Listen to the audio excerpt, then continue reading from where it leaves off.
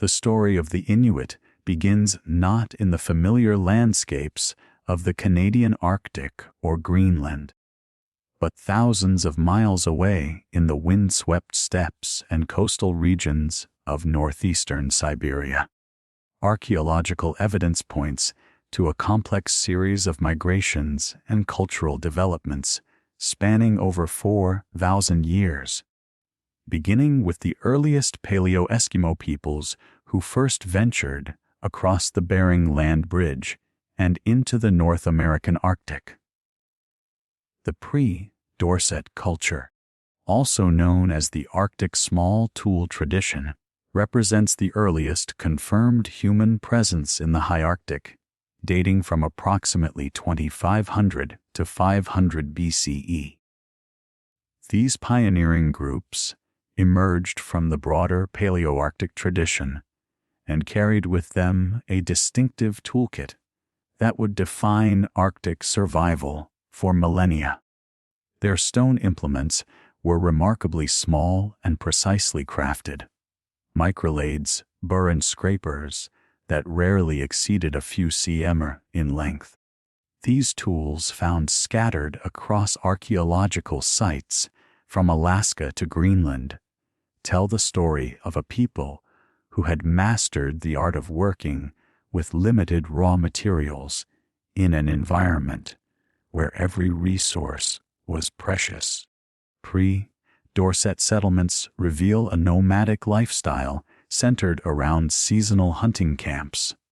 At sites like Independence 1 in northern Greenland, archaeologists have uncovered the remains of tent rings, circular arrangements of stones that once anchored skin dwellings against Arctic winds.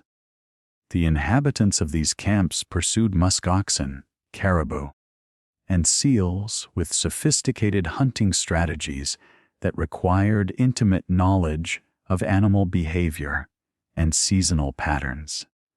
Their harpoon heads carved from antler and bone featured elegant barbed designs that ensured wounded prey could not escape. The precision of these tools speaks to generations of accumulated knowledge about Arctic survival. The genetic signature of these early Arctic peoples can still be traced in modern populations. DNA analysis reveals that pre-Dorset groups carried markers linking them to Siberian populations, particularly those from the Chukchi Peninsula and surrounding regions. This connection extends beyond genetics to include linguistic relationships, with Proto-Azemo-Aleut languages showing clear ties to certain Siberian language families, though the exact nature of these relationships remains a subject of ongoing scholarly debate.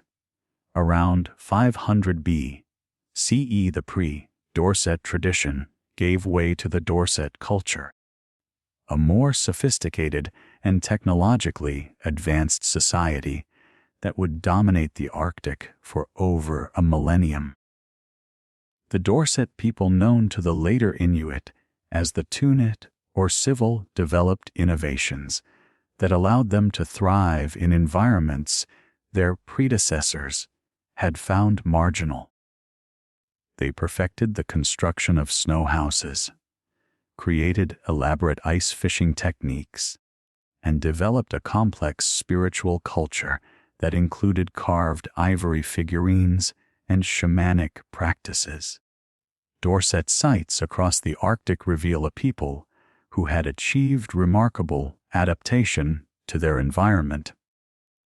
At Igloolik in Nunavut, excavations have uncovered sophisticated winter settlements featuring semi-subterranean houses with carefully engineered ventilation systems. These structures, built partially into the ground and covered with stone, bone, and hide, could maintain comfortable temperatures even when outside conditions dropped to 400 degrees. The inhabitants heated these dwellings with seal oil lamps made from soapstone carved into shallow bowls with carefully shaped wicks that provided both warmth and light during the long Arctic winter.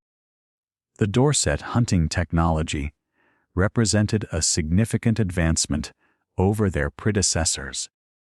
They developed toggling harpoon heads that would turn sideways once embedded in prey, making escape virtually impossible. The ice fishing gear included sophisticated leers, multi-pronged spears perfect for catching Arctic char through breathing holes.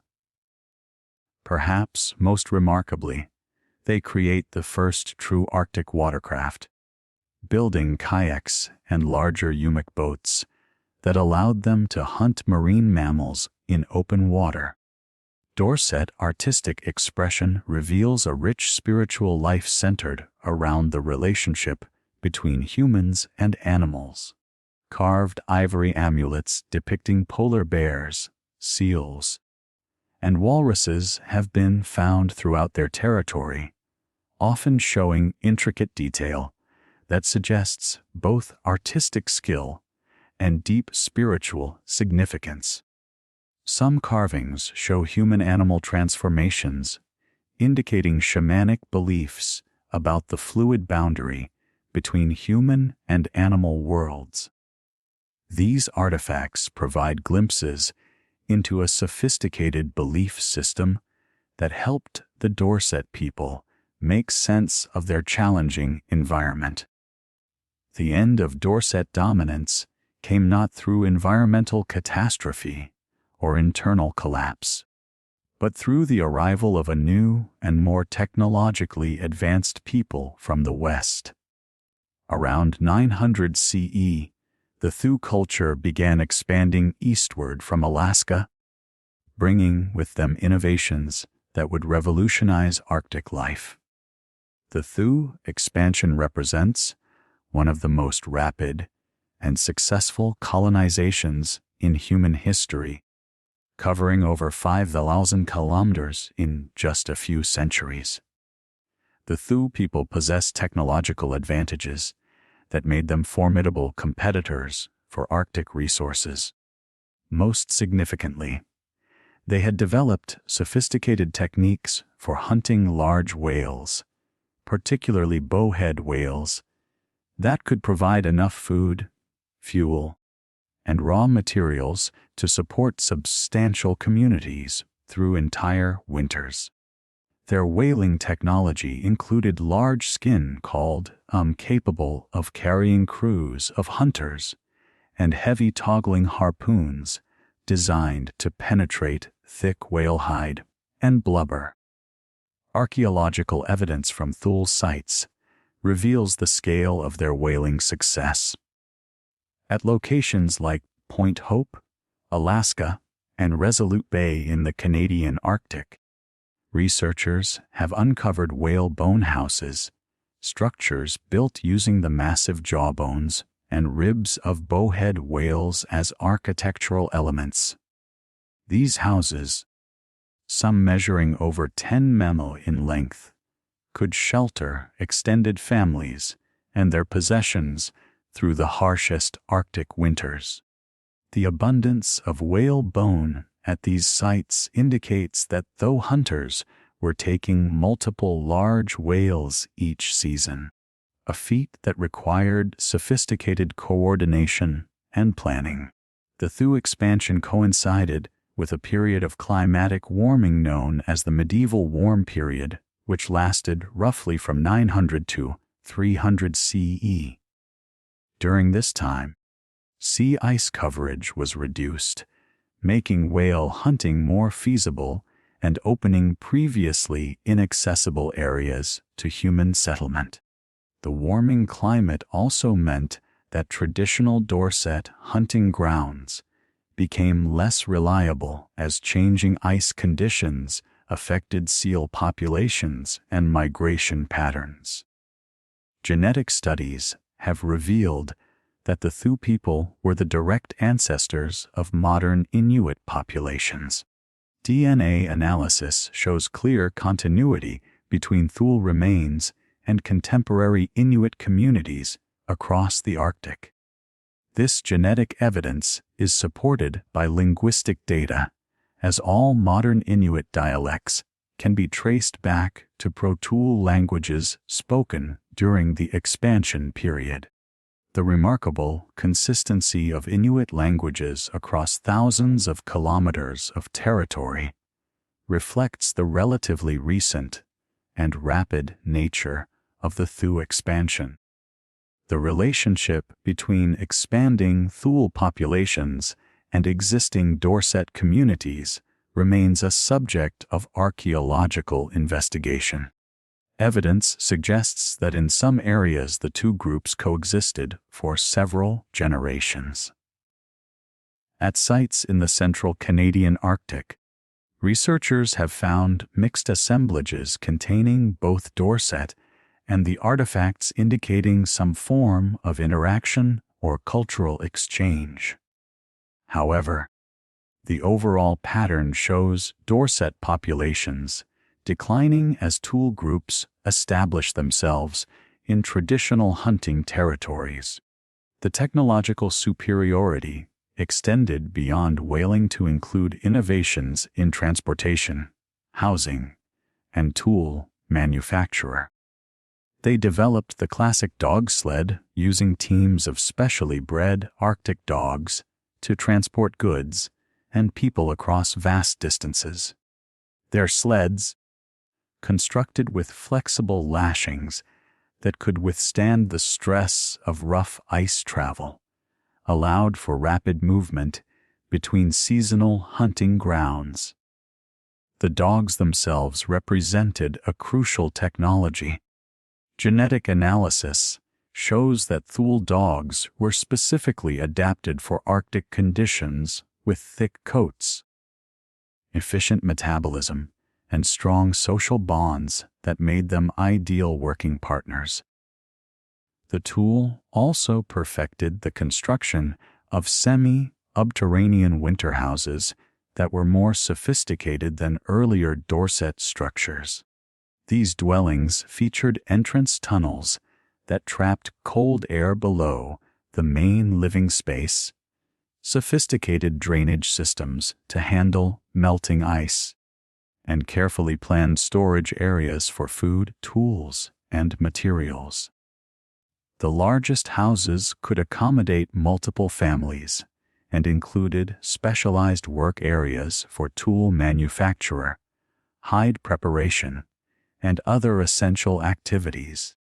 Thule expansion into Greenland occurred around 1200 CE, bringing these accomplished Arctic hunters into contact with North settlers, who had established colonies on the island's southwestern coast.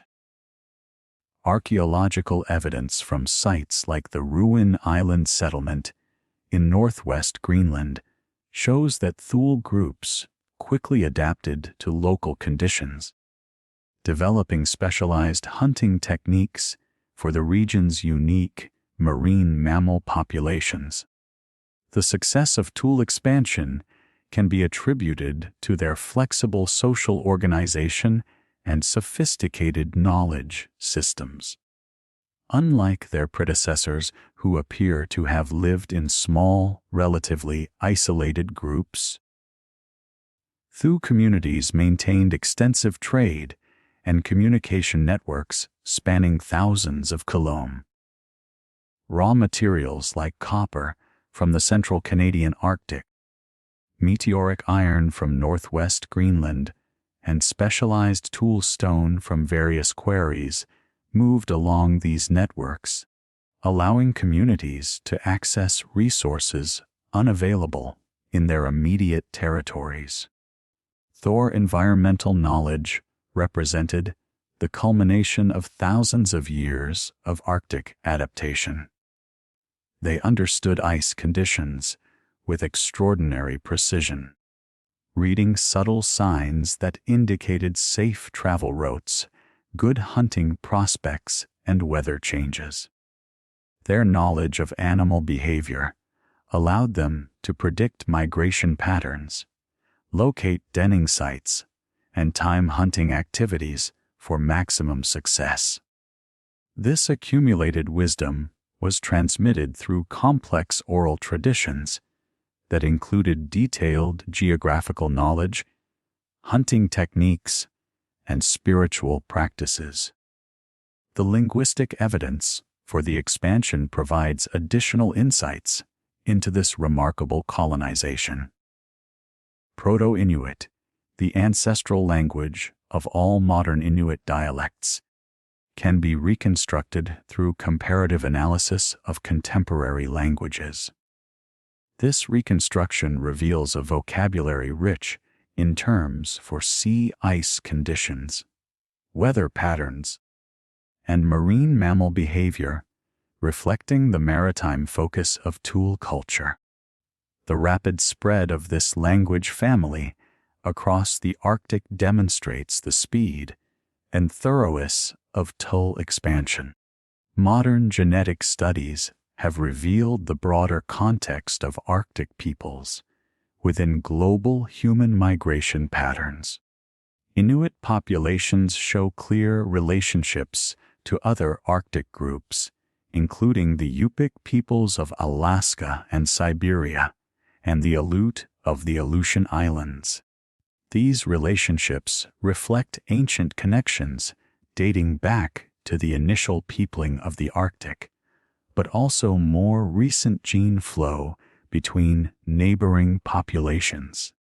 The Yupik peoples, who remained primarily in Alaska and eastern Siberia, represent the closest genetic relatives of the Inuit.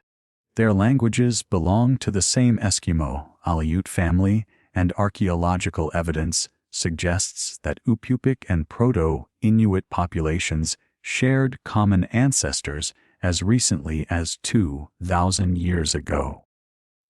The separation between these groups appears to coincide with the Thola expansion as Proto-Inuit populations moved eastward while Upyupik groups remained in their traditional territories.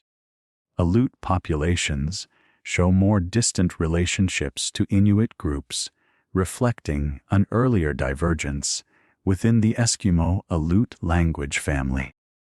Genetic evidence suggests that the ancestors of the Aleut separated from other Arctic peoples around 4,000 years ago, developing their own distinctive adaptations to the marine environment of the Aleutian Islands. Despite this early separation, Aleut and Inuit cultures share fundamental similarities in their maritime orientation and sophisticated understanding of Arctic and subarctic marine ecosystems.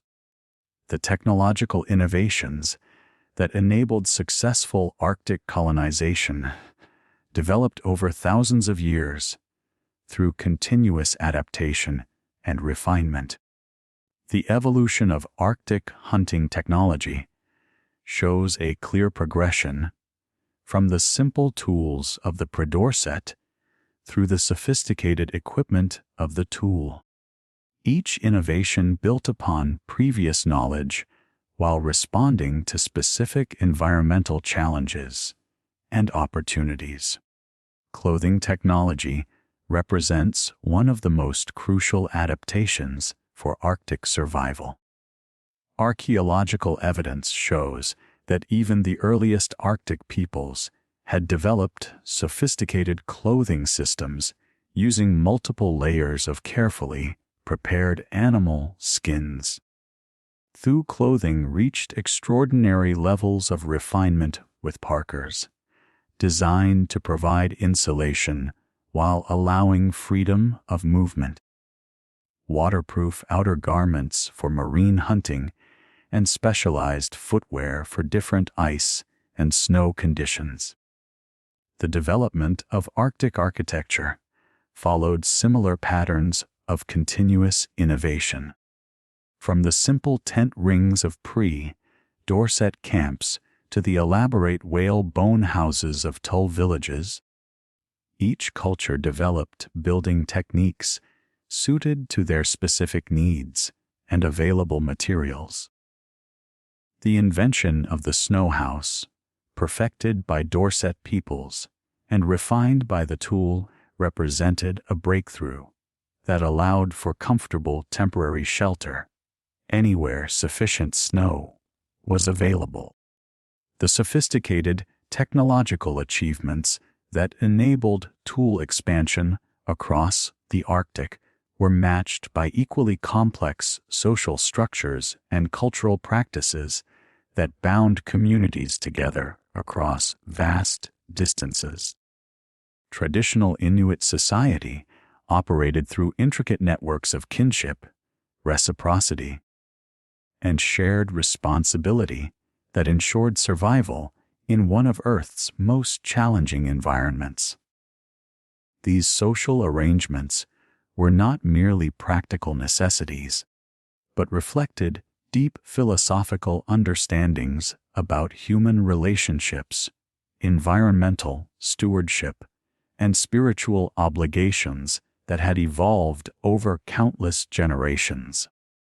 Kinship formed the fundamental organizing principle of Inuit society, creating webs of obligation and support that extended far beyond the nuclear family. The Inuit kinship system was bilateral, meaning that relationships were traced through both maternal and paternal lines, creating multiple overlapping networks of relatives with specific roles and responsibilities. Children belonged equally to both parents' extended families, giving them access to diverse hunting territories, specialized knowledge, and social support across wide geographical areas. The naming system reinforced these kinship bonds while connecting the living to ancestral wisdom. Inuit children typically received names from recently deceased relatives, creating a form of spiritual continuity that linked generations. A child named after a grandmother would be treated with special respect by that grandmother's contemporaries and would be expected to embody certain characteristics associated with the deceased. This naming practice meant that social relationships extended beyond biological connections to include spiritual and cultural inheritance. Extended families form the core economic and social units of traditional Inuit society. These groups, typically consisting of 15 to 30 individuals spanning 3 or 4 generations, shared hunting territories, coordinated seasonal movements, and pooled resources during times of scarcity. The eldest members provided leadership based on their accumulated knowledge of weather patterns, animal behavior, and territorial boundaries, while younger adults conducted most hunting and gathering activities. Children and adolescents learned through constant observation and gradual participation in adult activities. Marriage arrangements reflected the practical needs of Arctic survival while maintaining kinship networks across different regions. Young people typically married outside their immediate extended family, but within established alliance networks that connected different hunting groups. These marriages created new pathways for resource sharing and information exchange as spouses brought knowledge of different territories, hunting techniques, and spiritual practices to their new families. Polygamy was practiced in some regions, particularly when successful hunters could support multiple wives and their children. But monogamy was more common due to the economic challenges of Arctic life. Seasonal camps represented the primary social and economic organization above the extended family level. These temporary settlements brought together multiple related families during specific hunting seasons, creating communities of 50 to 200 people who coordinated their activities around shared resources. Summer camps typically formed near good fishing locations or along caribou migration routes, while winter camps were established in areas with reliable seal hunting or access to cached food supplies. The internal organization of seasonal camps reflected egalitarian principles that emphasized competence and contribution over hereditary status.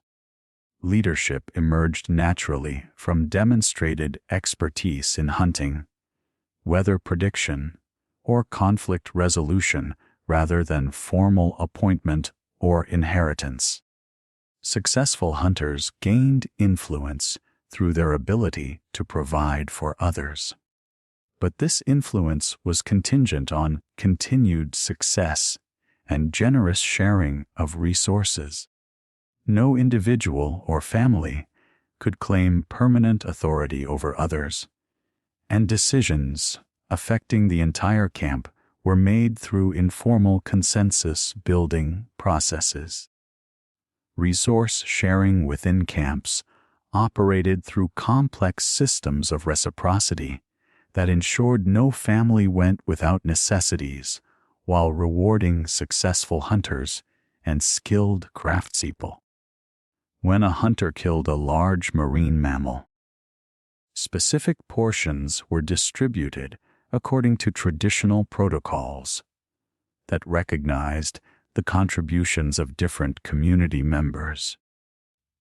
The hunter's family received choice cuts, but substantial portions went to elders, families with young children, and individuals who had provided assistance during the hunt.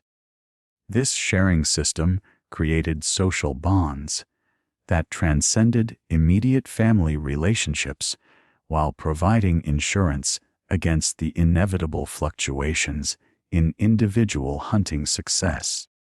The spiritual beliefs that guided traditional Inuit society were rooted in animistic understanding of the natural world, where all beings possess souls and consciousness that demanded respect and proper treatment. This world view saw humans as participants in a complex web of relationships with animal spirits, weather phenomena, and landscape features, each with their own agency and requirements for maintaining harmony. The success of hunting, the safety of travel, and the health of communities depended on maintaining proper relationships with these spiritual forces through careful observance of taboos, rituals, and ethical behavior. Inu, the concept of indwelling spirits, formed the foundation of Inuit spiritual understanding. Every animal, natural feature, and even manufactured object possessed an Inur that gave it consciousness and power. The Inu of seals, for example, were believed to observe how hunters treated their physical bodies after death, rewarding respectful treatment with future hunting success and punishing carelessness with empty hunting trips. This belief system created detailed protocols for handling game animals from the moment of death through the consumption of meat and the disposal of bones and other remains. Shamanic practitioners, known as Angakuit, served as intermediaries between human communities in the spirit world, using their specialized knowledge and supernatural abilities to diagnose illnesses, predict weather patterns, and resolve conflicts that threatened community harmony. These individuals underwent lengthy training that included periods of isolation, fasting, and spiritual instruction from established shamans. Their abilities were believed to include soul travel to other worlds, communication with animal spirits, and the power to heal physical and spiritual ailments through ritual intervention. The training of shamans involved acquiring helping spirits, often through vision quests or dreams that occurred during periods of physical and emotional stress. These spirits, which might take the form of animals, deceased ancestors, or supernatural beings, provided the shaman with specific powers and knowledge. A shaman might have a polar bear spirit that granted strength and courage, a raven spirit that provided far sight and prophecy, or an ancestor spirit that offered wisdom about traditional practices and taboos. Shamanic rituals addressed both individual and community needs through elaborate ceremonies that could last for days. Healing rituals involve the shaman entering trance states to locate lost souls, extract harmful spiritual intrusions, or negotiate with offended spirits on behalf of patients. Weather magic attempted to influence wind patterns, ice conditions, and storm systems that affected hunting and travel. Community rituals address collective problems such as poor hunting, social conflicts, or violations of important taboos that threatened group welfare. The performance of shamanic rituals involved distinctive clothing, tools, and techniques that mark the practitioner's special status and spiritual power. Shamanic parkers often featured distinctive decorative elements, including amulets, carved ivory ornaments, and symbolic patterns that represented the shaman's helping spirits. Drums made from caribou hides, stretched over wooden frames, provided rhythmic accompaniment that helped induce trance states and called spiritual helpers. The drumming combined with repetitive chanting and dancing created altered states of consciousness that enable communication with the spirit world. Taboos formed an essential component of traditional spiritual practice, creating detailed behavioral codes that regulated human interactions with the natural world. These prohibitions covered virtually every aspect of daily life, from hunting techniques and food preparation to clothing manufacture and seasonal activities. Some taboos were universal across Inuit communities, such as prohibitions against mixing sea and land mammal products, while others were specific to particular regions or family groups.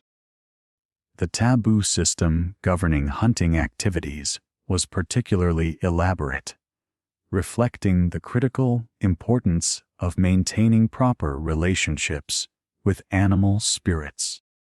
Hunters were required to observe specific rituals before, during, and after hunting trips, including purification ceremonies, offerings to animal spirits, and careful treatment of hunting equipment.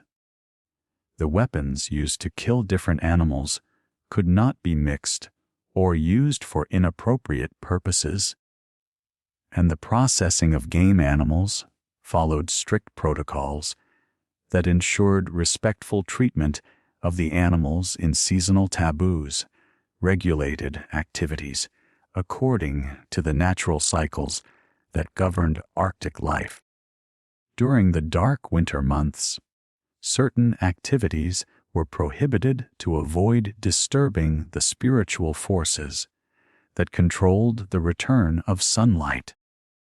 Spring taboos protected the renewal of life by restricting activities that might interfere with animal reproduction or plant growth. These seasonal restrictions created rhythms of activity and restraint that synchronized human behavior with natural cycles. Violations of important taboos were believed to cause individual misfortune and community-wide problems, including poor hunting, severe weather, and epidemic illness. When such problems occurred, shamans would conduct divination rituals to identify the specific transgression and prescribe appropriate remediation.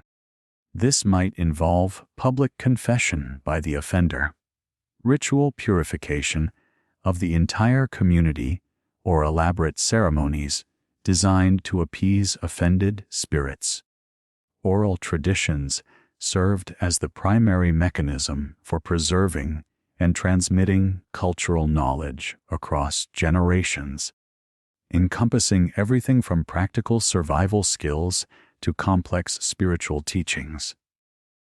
These traditions included multiple categories of verbal art, each with specific functions and performance contexts. Historical narratives preserve knowledge about past events, territorial boundaries, and genealogical relationships.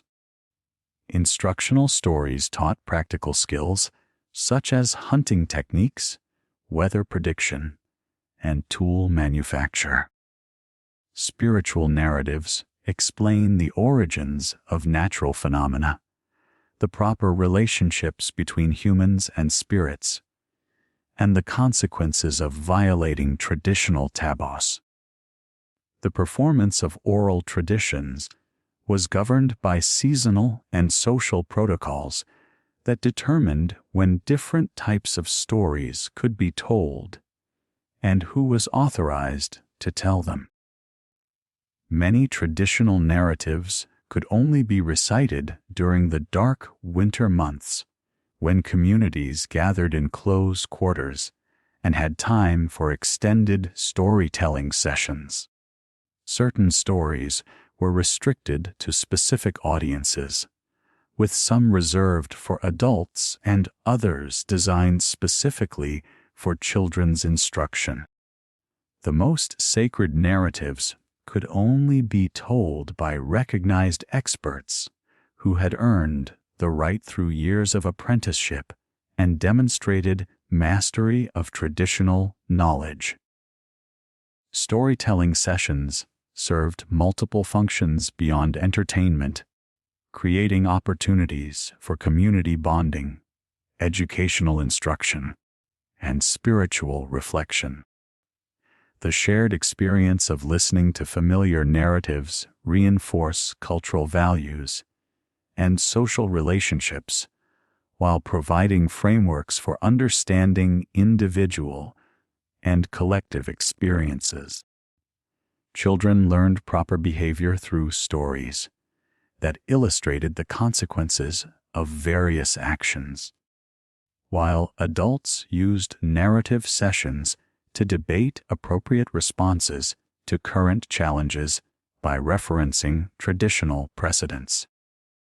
The accuracy of oral transmission was maintained through various mechanisms, including formulaic language, repetitive structures, and community verification of narrative details.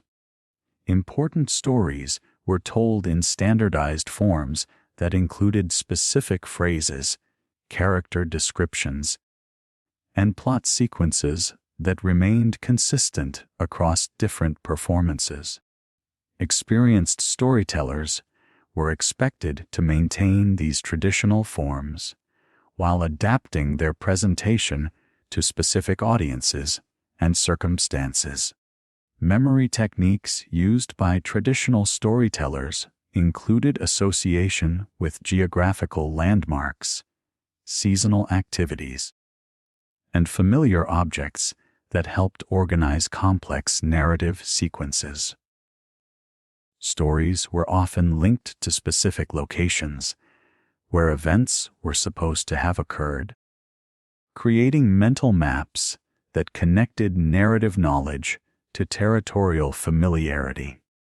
Seasonal references helped organize stories according to the annual cycle of activities, while references to tools, animals, and daily activities provided concrete anchors for abstract concepts. Traditional arts and crafts represented sophisticated forms of cultural expression that combined aesthetic beauty with practical functionality while serving as markers of cultural identity and spiritual belief. These artistic traditions encompassed a wide range of media, including carved ivory, worked stone, prepared skins, and metal objects that demonstrated both technical mastery and creative imagination. The creation of these objects was governed by traditional protocols that specified appropriate materials, techniques, and decorative motifs while allowing for individual creativity and innovation. Ivory carving represented one of the most highly developed Inuit art forms, utilizing walrus tusks, narwhal tusks, and whalebone to create objects ranging from practical tools to elaborate ceremonial items. The carving process required extensive technical knowledge about the properties of different materials, appropriate tools and techniques, and traditional design principles. Carvers needed to understand how ivory aged and changed color, how different carving techniques affected surface texture, and how to work around natural flaws and irregularities in raw materials.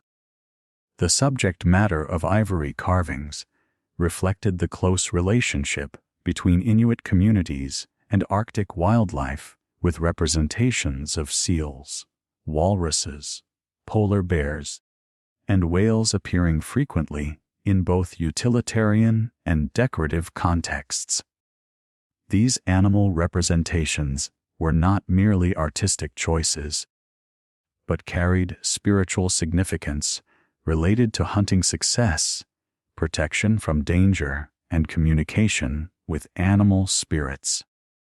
Carved amulets depicting specific animals were believed to transfer the characteristics of those animals to their owners, providing strength, speed, or hunting ability as needed. Human figures in ivory carvings often depicted shamanic themes, including transformation scenes, where human and animal characteristics were combined in single figures. These transformation images reflected spiritual beliefs about the fluid boundaries between human and animal consciousness and the shaman's ability to assume animal forms during spiritual journeys. The artistic representation of these concepts required sophisticated understanding of both human and animal anatomy, as well as the symbolic vocabulary used to represent spiritual concepts. The tools used for ivory carving were themselves works of craftsmanship, including various knives, scrapers, and drilling implements made from steel, stone, and bone materials. The quality of these tools directly affected the precision and detail possible in finished carvings, leading to continuous refinement of tool-making techniques.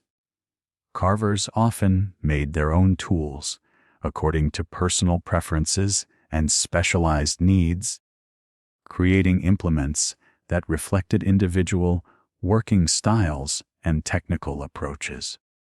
Skin sewing represented another highly developed craft tradition that combined practical necessity with artistic expression through the creation of clothing containers and shelter materials. The preparation of animal skins for sewing required extensive knowledge of skinning techniques, curing processes, and treatment methods that varied according to the intended use of the finished product.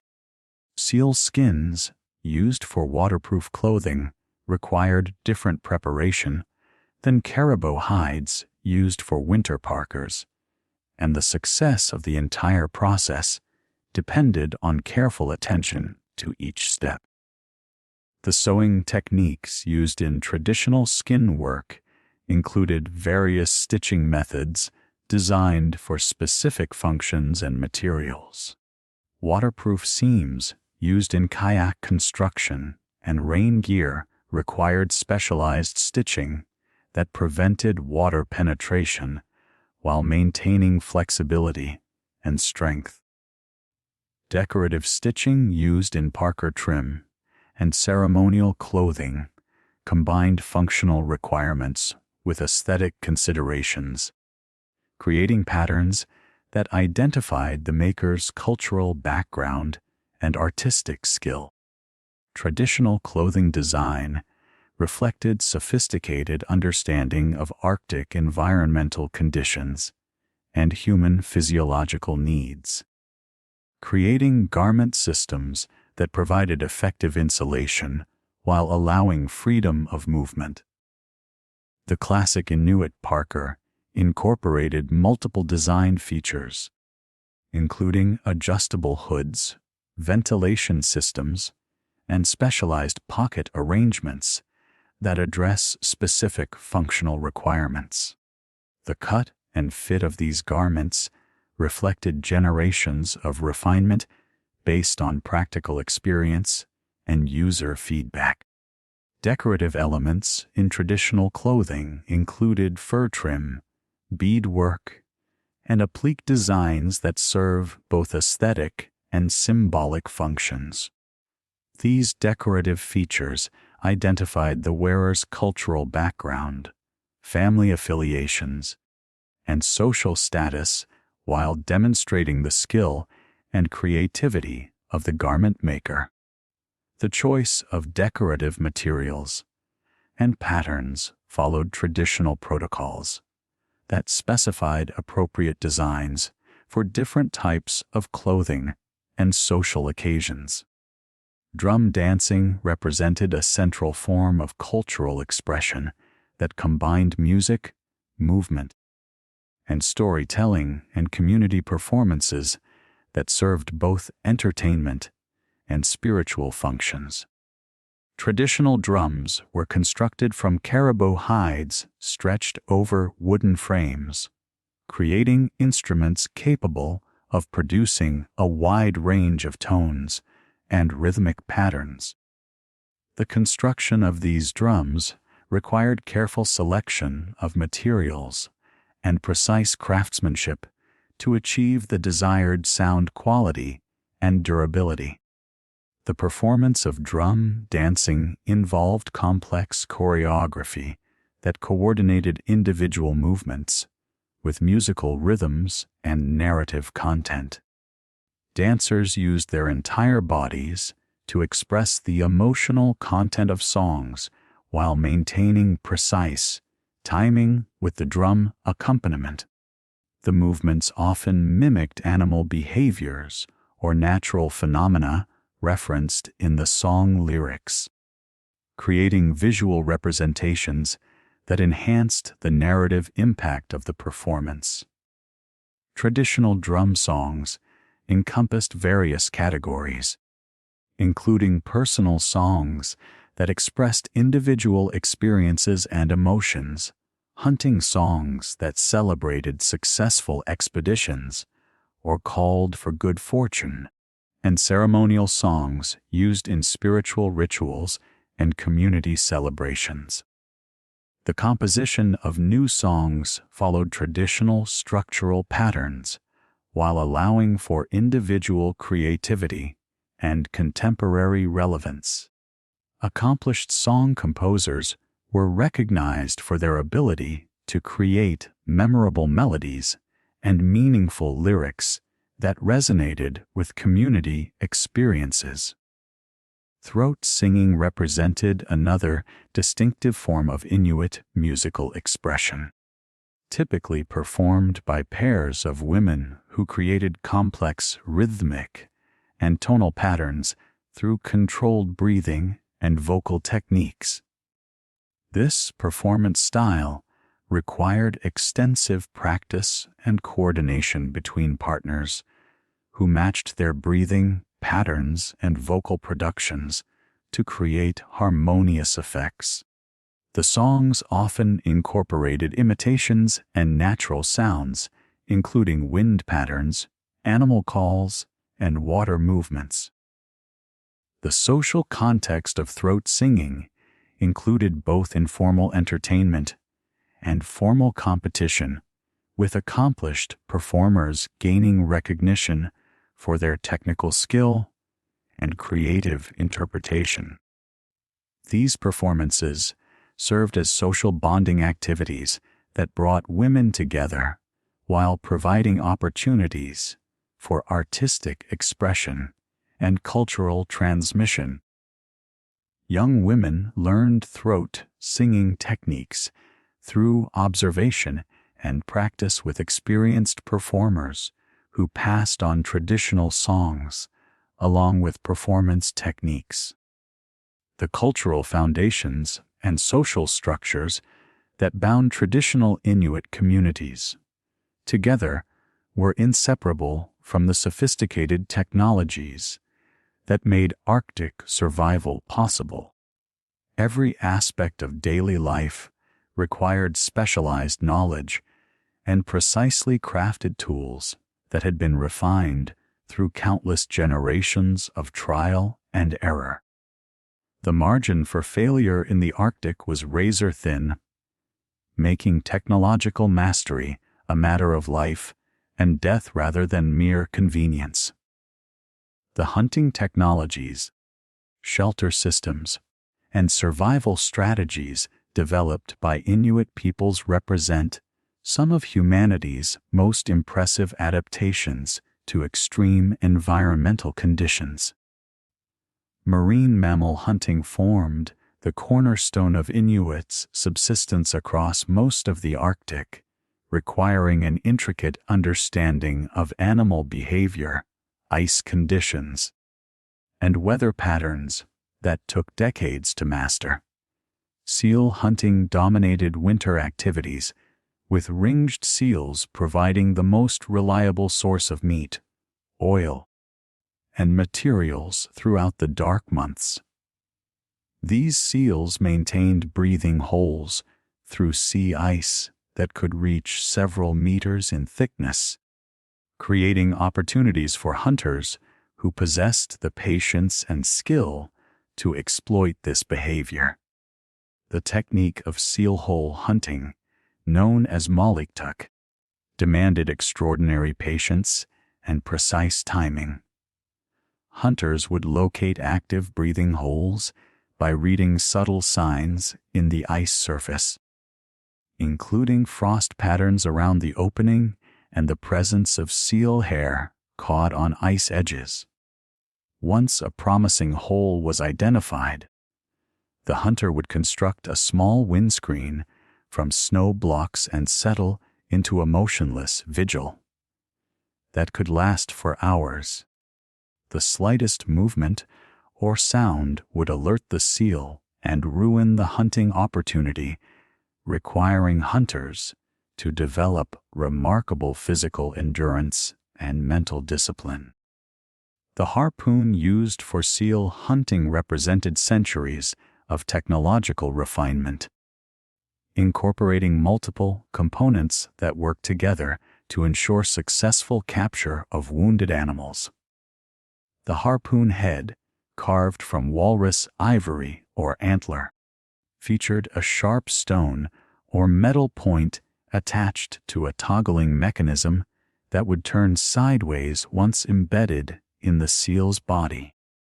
This toggle prevented the wounded animal from escaping, while a long sinew connected the harpoon head to the wooden shaft that the hunter could retrieve after the strike. The construction of these harpoons required precise knowledge of materials and their properties under Arctic conditions. The wooden shaft, typically made from driftwood or imported timber, needed to be straight and balanced while remaining flexible enough to absorb the shock of impact. The sinew line had to be strong enough to hold a struggling seal, while remaining supple in freezing temperatures. The lashing that attached various components used specially prepared strips of seal skin that would not stretch or break under stress. Spring seal hunting employed different techniques that took advantage of changing ice conditions and seal behavior during the reproductive season. As daylight returned and temperatures rose, seals began hauling out onto the ice surface to bask in the sun near their breathing holes. This behavior created opportunities for hunters to approach within harpoon range by using the igloo hunting method, which involved patient stalking across the ice surface. Successful igloo hunting required intimate knowledge of wind direction, ice conditions, and seal behavior patterns. Hunters approach their quarry by crawling across the ice, using natural features and snow formations for concealment while remaining constantly alert to changes in the seal's posture that might indicate alarm. The final approach required split-second timing, as the hunter had only moments to rise from concealment, aim, and throw the harpoon before the seal could escape into its breathing hole. Walrus hunting represented the most dangerous and technically demanding form of marine mammal hunting, requiring coordinated group efforts and specialized equipment capable of handling animals that could weigh over 500 kg. These massive pinnipeds possessed formidable tusks and aggressive temperaments that made them extremely dangerous adversaries, particularly when protecting their young or defending hauling out sites on ice floes or rocky beaches. The approach to walrus hunting grounds required careful planning and precise execution, as these animals were highly intelligent and would flee at the first sign of human presence. Hunting parties traveled in large skin boats called umaks, which could carry crews of 8 to 12 hunters along with their specialized equipment. These boats needed to be maneuvered close enough to the walrus herd for harpoon strikes, while remaining ready for immediate retreat if the animals charged or the ice conditions changed suddenly.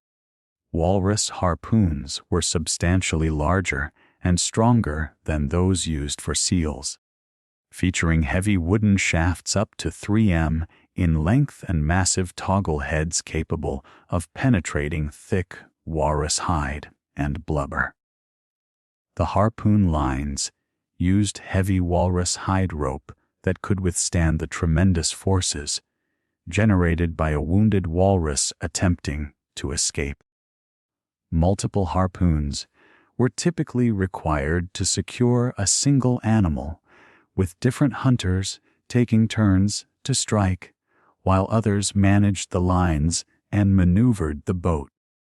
The processing of a successfully killed walrus required the entire hunting crew and could take many hours of intensive labor. The massive carcass had to be butchered systematically, with specific portions allocated according to traditional sharing protocols that recognized each hunter's contribution to the success. The valuable tusks were carefully removed and would later be carved into tools, weapons, and artistic objects. The thick hide provided material for boat covers, rope, and other heavy-duty applications that required exceptional strength and durability. Welling represented the pinnacle of Inuit hunting technology and social organization, requiring large crews, specialized equipment, and extensive preparation that could take months to complete. Bowhead whales, the primary target species, could reach lengths of over 18 meters and weights exceeding 100 tons, making them the largest prey animals pursued by any traditional hunting society. The successful capture of a single whale could provide enough food, fuel, and materials to sustain an entire community through multiple seasons. The construction of whaling umaks required master craftsmen who understood the complex engineering principles needed to create boats capable of handling the stresses of whale hunting. These vessels measured up to 12 meters in length and were built using driftwood or imported timber frames covered with specially prepared walrus or bearded seal hides. The frame construction used sophisticated joinery techniques that allowed the boat to flex with wave action, while maintaining structural integrity under extreme conditions. Whaling crews consisted of specialized roles that reflected years of training and accumulated expertise. The umak or boat captain served as the expedition leader and was typically an experienced hunter who owned the boat and equipment. The harpooner occupied the position of honor at the bow and was responsible for delivering the critical first strike that would begin the whale capture process. Other crew members handled the boat, managed harpoon lines, and provided backup harpoons as needed during the hunt. The whaling season required extensive preparation that began months before the actual hunting period. Crew spent weeks preparing their equipment, including sharpening harpoon points, checking boat seams, and testing all rope and line connections. The harpoons used for whaling were massive implements featuring heavy wooden shafts, large toggle heads, and specially braided lines that could handle the enormous forces generated by a struck whale attempting to escape. The whale hunt itself was an extraordinarily dangerous undertaking that required precise coordination and split-second timing. The crew had to maneuver their boat close enough to the whale for a harpoon strike, while avoiding the animal's powerful tail flukes, which could destroy the boat and kill the entire crew with a single blow. Once struck, the whale would typically sound, diving deep and pulling the boat at tremendous speeds across the water surface in what was known as a Nantucket sleigh ride. Caribou hunting required entirely different skills and technologies adapted to terrestrial rather than marine environments. These large deer migrated in vast herds across the Arctic tundra, following ancient routes that connected carving grounds, summer feeding areas, and winter shelter locations. Inuit hunters developed sophisticated strategies for intercepting these migrations and harvesting animals efficiently while ensuring the continued health of the herds. The construction of caribou hunting weapons emphasized portability and accuracy, rather than the massive strength required for marine mammal hunting. Bows were crafted from multiple pieces of wood, antler, and sinew that were carefully shaped and joined to create flexible yet powerful weapons capable of driving arrows through thick caribou hide.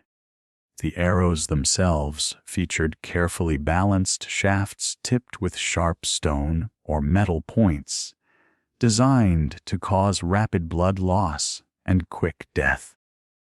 Caribou hunting often involved the construction of elaborate drive systems that channeled migrating animals toward waiting hunters. These systems, known as two drives, included stone cans called Inuit that were arranged in converging lines stretching for several kilom across the tundra. The cans were topped with pieces of sod or other materials that would flutter in the wind, creating the impression of human figures that would cause the caribou to avoid certain routes and follow predetermined paths. The organization of caribou drives required extensive cooperation between multiple family groups and careful timing to coincide with migration patterns. Scouts would monitor herd movements and signal when animals were approaching the drive system, while hunters took positions at strategic bottlenecks where they could harvest animals efficiently. Women and children participated by maintaining the cans and helping to process the large quantities of meat that successful drives could produce. Polar bear hunting represented perhaps the most prestigious and dangerous form of terrestrial hunting, requiring exceptional skill, courage, and specialized knowledge of these formidable predators. Adult polar bears could weigh over 600 kg and possess tremendous strength, speed, and intelligence that made them extremely dangerous adversaries. The hunting of these animals was typically undertaken by the most experienced hunters and was surrounded by elaborate spiritual protocols and taboos. The tracking of polar bears required intimate knowledge of ice conditions, weather patterns, and bear behavior that could only be acquired through years of experience. Hunters learned to read subtle signs, including track patterns, feeding sites, and denning locations that indicated bear presence and movement patterns. The approach to a polar bear required extreme caution, as these animals possessed keen senses of smell and hearing that could detect human presence from considerable distances. Polar bear hunting weapons needed to combine portability with stopping power, sufficient to bring down these massive predators quickly and safely. Spears with heavy stone or metal points were preferred over arrows, as they provided better penetration and more reliable killing power. Some hunters use specialized bear spears with cross pieces behind the point that prevented a wounded bear from charging up the shaft to attack the hunter.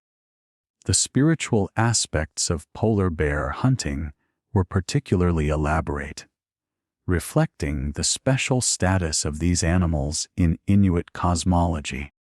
Polar bears were believed to possess powerful spirits that demanded respectful treatment and proper ritual observances. Successful bear hunters were required to observe specific taboos and perform prescribed ceremonies that honored the bear's spirit and ensured continued hunting success. Muskox hunting targeted the shaggy Arctic bovids that inhabited the northernmost regions of the Inuit territory, particularly in areas like northern Greenland and the high Arctic islands. These animals lived in small herds that used defensive formations to protect themselves from wolf attacks, creating opportunities for hunters who understood their behavioral patterns and could exploit their defensive strategies. The approach to muskox herds required careful planning and coordination, as these animals would form defensive circles with adults facing outward and young animals protected in the center when threatened. Hunters typically worked in pairs or small groups, using the terrain to approach within range while avoiding detection. The key to successful muskox hunting was separating individual animals from the protective herd formation, making them vulnerable to spear or arrow attacks. Muskox hunting weapons were similar to those used for caribou, but needed to be capable of penetrating the thick matted hair that provided these animals with protection from both cold and predators. Spear points required exceptional sharpness and strength to penetrate effectively, while arrows needed heavy points and powerful bows to achieve adequate penetration for clean kills. The kayak represented one of the most sophisticated pieces of Arctic technology, combining elegant design with practical functionality in a watercraft perfectly adapted to Arctic marine conditions. These single-person boats were constructed using wooden frames covered with carefully prepared seal skins that created completely waterproof hulls capable of handling rough seas and ice-fill waters.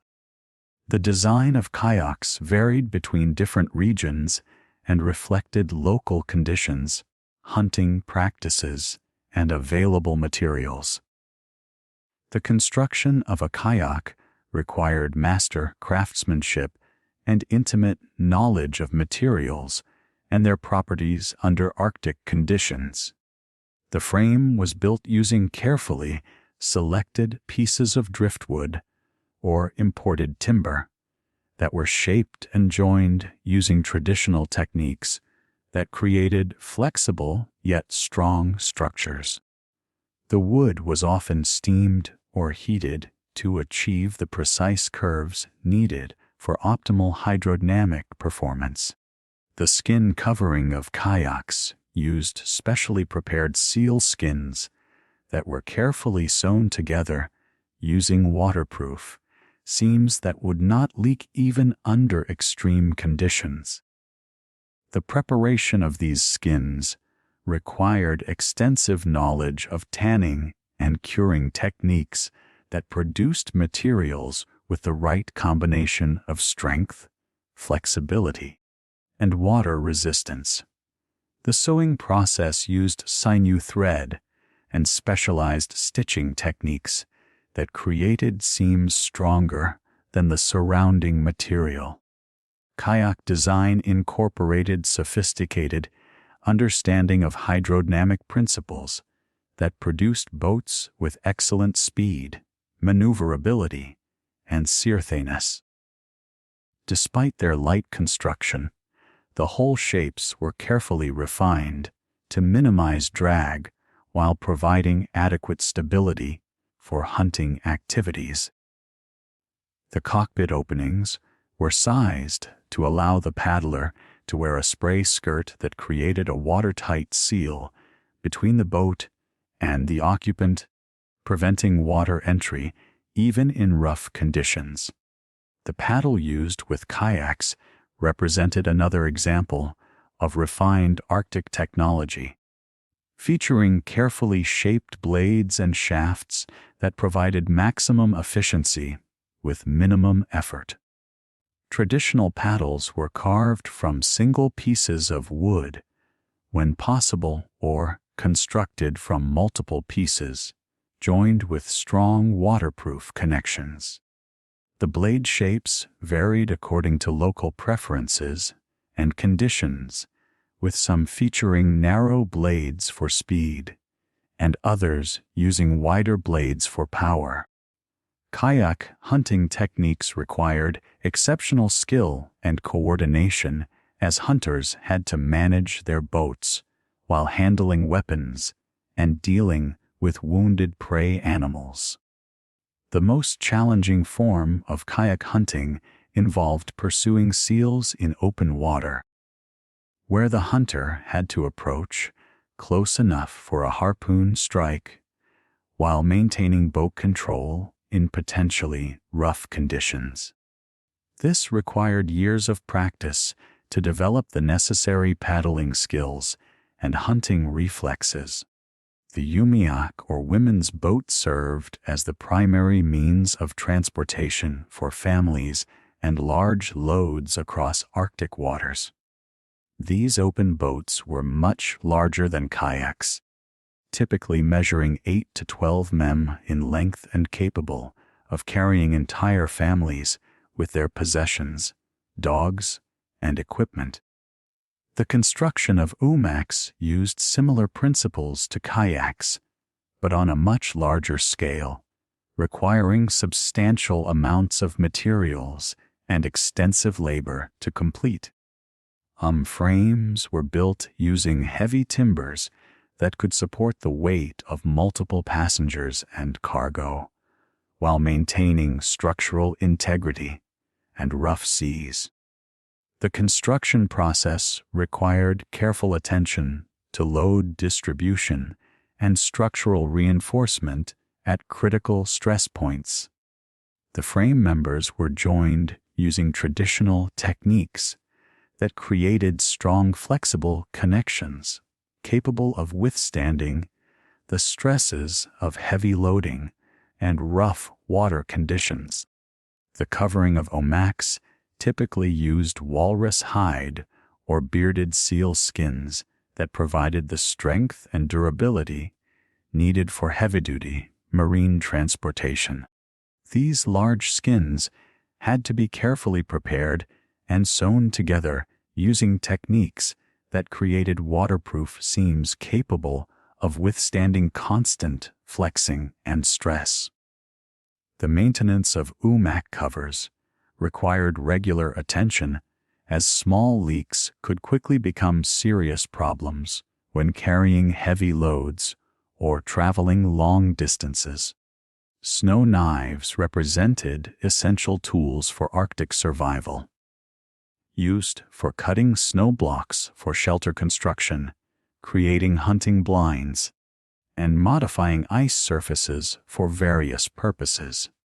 These specialized implements were typically made from bone, antler, or metal and featured long, thin blades designed for efficient cutting through different types of snow and ice.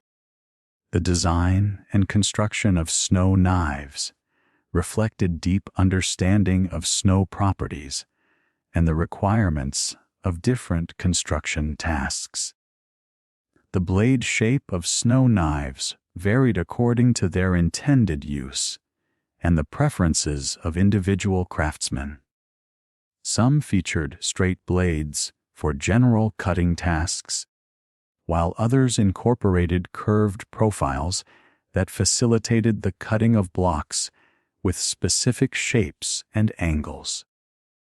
The blade edges required regular maintenance to remain sharp enough for efficient cutting, particularly when working with hard, wind-packed snow that could quickly dull inferior tools.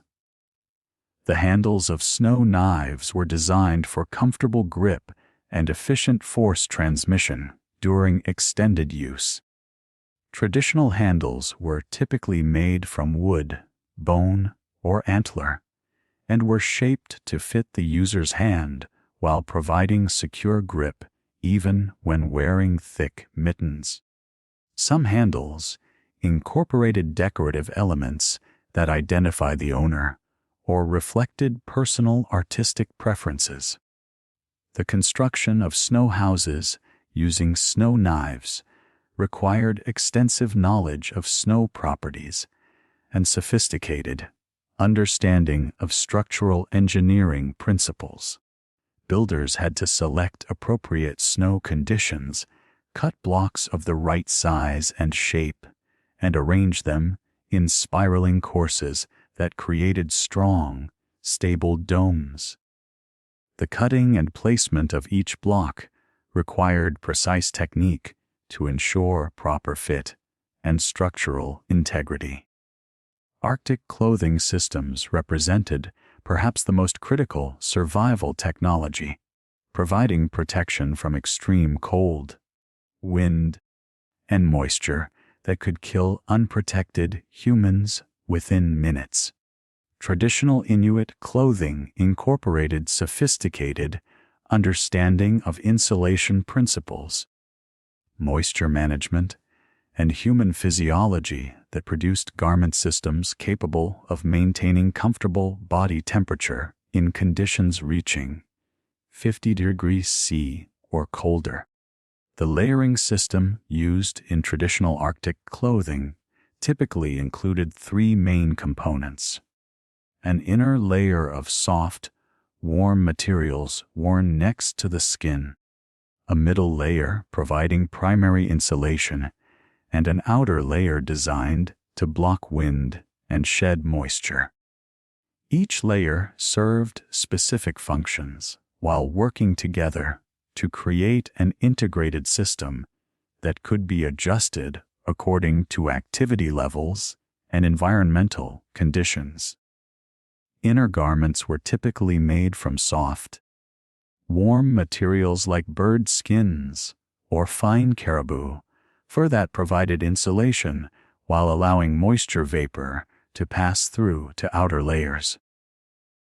These garments were cut and sewn to fit closely to the body while allowing freedom of movement for hunting and other activities. The construction techniques used specialized seaming methods that eliminated bulk while maintaining insulation properties. The middle insulation layer typically consisted of caribou or seal fur garments that provided the primary thermal protection for the wearer. These garments featured thick, dense fur that trapped warm air while maintaining loft even in extreme conditions. The cut and design of these garments incorporated features like adjustable openings, ventilation systems, and specialized pocket arrangements that enhance their functionality. Outer garments were designed to block wind and shed moisture while allowing vapor transfer from inner layers. These shells were typically made from tightly woven materials or specially prepared skins that provided weather protection without creating condensation problems inside the clothing system. The design incorporated features like storm flaps, adjustable closures, and reinforced wear areas that enhanced durability and weather resistance. The sophisticated technological mastery and complex social structures that had enabled Inuit peoples to thrive across the Arctic for over a millennium would soon encounter an entirely different set of challenges as European explorers, traders, and settlers began penetrating Arctic waters and coastlines. These initial contacts, beginning with Norse expeditions around 1000 CE, mark the start of a gradual but irreversible transformation of traditional Inuit life that would accelerate dramatically over the following centuries. The earliest documented encounters between Inuit peoples and Europeans occurred in Greenland, where North settlers established two major colonies along the southwestern coast during the late 10th and early 11th centuries. Eric the Red's colonization of Greenland around 985 CE brought approximately 500 Norse settlers to an island that had been inhabited by Dorset peoples for over a millennium. Though the Dorset population had declined significantly by the time of Norse arrival, archaeological evidence from sites like Brattahlid and Garter reveals that these early North settlements were substantial undertakings featuring stone and turf long houses, churches, and livestock enclosures that supported a pastoral economy based on cattle, sheep, and goats. The Thule expansion into Greenland around 1200 CE created the first sustained contact between Inuit ancestors and European settlers. Unlike the earlier Dorset peoples, who appear to have had minimal interaction with the Norse, The Tull groups possess superior hunting technologies and more aggressive territorial expansion patterns that brought them into direct competition with Norse settlements for marine resources and coastal territories. Archaeological evidence from sites in western Greenland shows clear evidence of interaction between these two cultures, including Norse artifacts found in Thusites and Inuit materials recovered from Norse archaeological contexts. The nature of early Norse-Sethula relationships was complex and varied considerably over time and geography. Written Norse sources, including the Gro Inlandinga Saga and Erik Saga, describe encounters with people they called Skraelings, a term that encompassed both Inuit and Native American peoples encountered during various expeditions. These accounts described both hostile confrontations and trading relationships, suggesting that interactions between the two groups were situational rather than uniformly antagonistic. Norse trading relationships with fuel groups involved the exchange of European manufactured goods, particularly iron tools and weapons, for Arctic products that were valuable in European markets. Walrus ivory was especially prized in medieval Europe for carving religious artifacts and decorative objects, while narwhal tusks were sold as unicorn horns, commanding extraordinary prices among European nobility. Polar bear hides and live polar bears were also highly valued, with these massive Arctic predators serving as prestigious gifts between European rulers. The iron tools and weapons obtained through trade with North settlers represented significant technological advantages for tool communities. Iron knife blades, spear points, and harpoon heads were far superior to traditional stone and bone implements in terms of sharpness, durability, and ease of maintenance. Archaeological evidence from Thusites across Greenland and the eastern Canadian Arctic shows widespread distribution of Norse iron artifacts, indicating extensive trade networks that carried European materials far beyond the immediate contact zones. The introduction of European diseases during these early contact periods had devastating effects on Inuit populations who lacked immunity to Old World pathogens. Smallpox, measles, and influenza epidemics swept through Arctic communities, causing mortality rates that sometimes exceeded 50% of affected populations.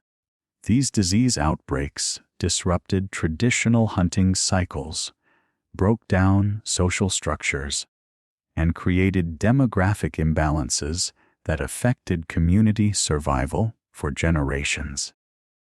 The decline and eventual abandonment of North settlements in Greenland during the 14th and 15th centuries coincided with climatic cooling during the Little Ice Age and increased conflicts with expanding Thule populations.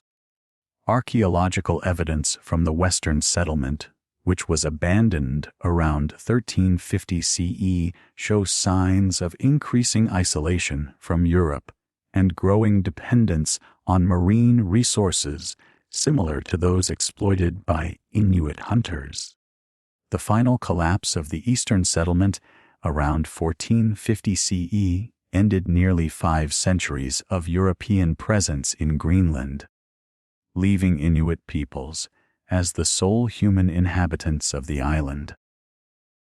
The next significant phase of European contact began during the late 16th century with English expeditions searching for the Northwest Passage, a hypothetical Arctic sea route connecting the Atlantic and Pacific Oceans.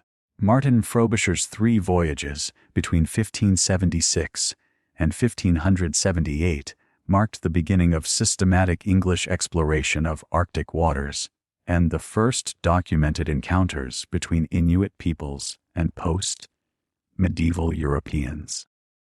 These expeditions were motivated by England's desire to find an alternative route to Asian markets that would bypass Spanish and Portuguese-controlled sea lanes.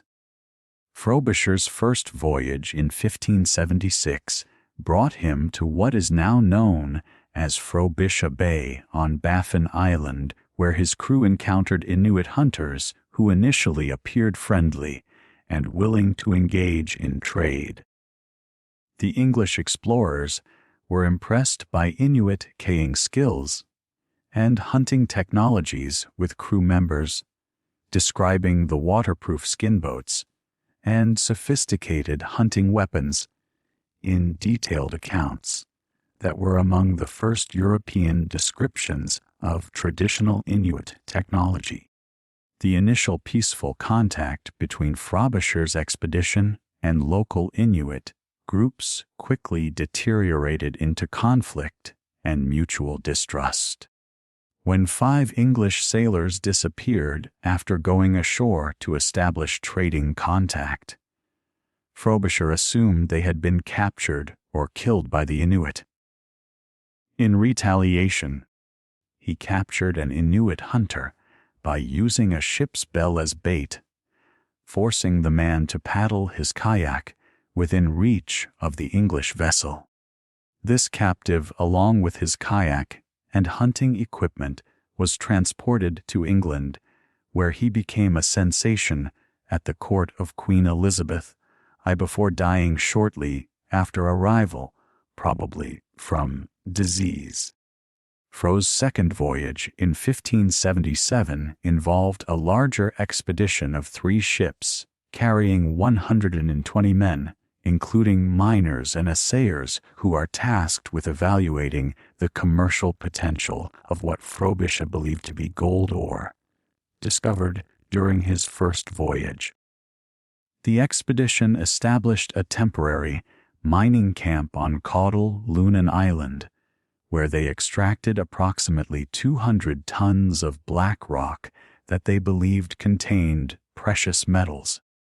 The presence of this larger English force created additional tensions with local Inuit populations, leading to several violent confrontations. The conflicts during Frobisher's second expedition included a pitched battle between English sailors and Inuit warriors that resulted in casualties on both sides. English accounts describe Inuit fighters using bows and arrows with remarkable accuracy, while the Inuit demonstrated tactical sophistication by using terrain features and weather conditions to their advantage. The English superiority in armor and firearms was offset by Inuit knowledge of local conditions and superior mobility across ice and snow. Fro's third and largest expedition in 1578 involved a fleet of 15 ships carrying over 400 men, including colonists, intended to establish a permanent English settlement in the Arctic. This massive undertaking was motivated by continued belief in the value of the supposed gold, or the strategic importance of controlling a northwest passage route. However, the expedition encountered severe ice conditions that prevented them from reaching their intended destination, forcing them to abandon colonization plans and focus on additional mining operations. The mining activities conducted during Frobisher's 3 voyages ultimately proved to be based on a fundamental misunderstanding of the geological samples they had collected. The black rock that had generated such excitement among English investors and court officials turned out to be worthless iron pite, rather than gold-bearing ore. The failure of these mining ventures ended English interest in Arctic colonization for several decades and left local Inuit populations with their first direct experience of European technological capabilities and territorial ambitions. The whaling industry that developed in Arctic waters during the 17th century created the next major phase of sustained contact between Inuit peoples and Europeans. Dutch, English, and later American whaling vessels began operating in Davis Strait, Baffin Bay, and other Arctic waters in pursuit of bowhead whales, which provided valuable oil for lighting and lubrication, as well as bowline for various manufactured products. These commercial whaling operations brought hundreds of European sailors into Arctic waters annually and established the first regular trade relationships between Inuit communities and European merchants. The Spitsbergen whale fishery established by Dutch whalers around 1610 demonstrated the enormous profits available from Arctic whaling operations. Bowhead whales could yield up to 20 tons of oil and 500 kg of bowline, making successful whaling voyages extremely lucrative, despite the high costs and risks involved. The success of Spitsberg operations encouraged expansion into other Arctic regions, including the waters around Greenland and the eastern Canadian Arctic, where Inuit communities have been hunting whales for centuries.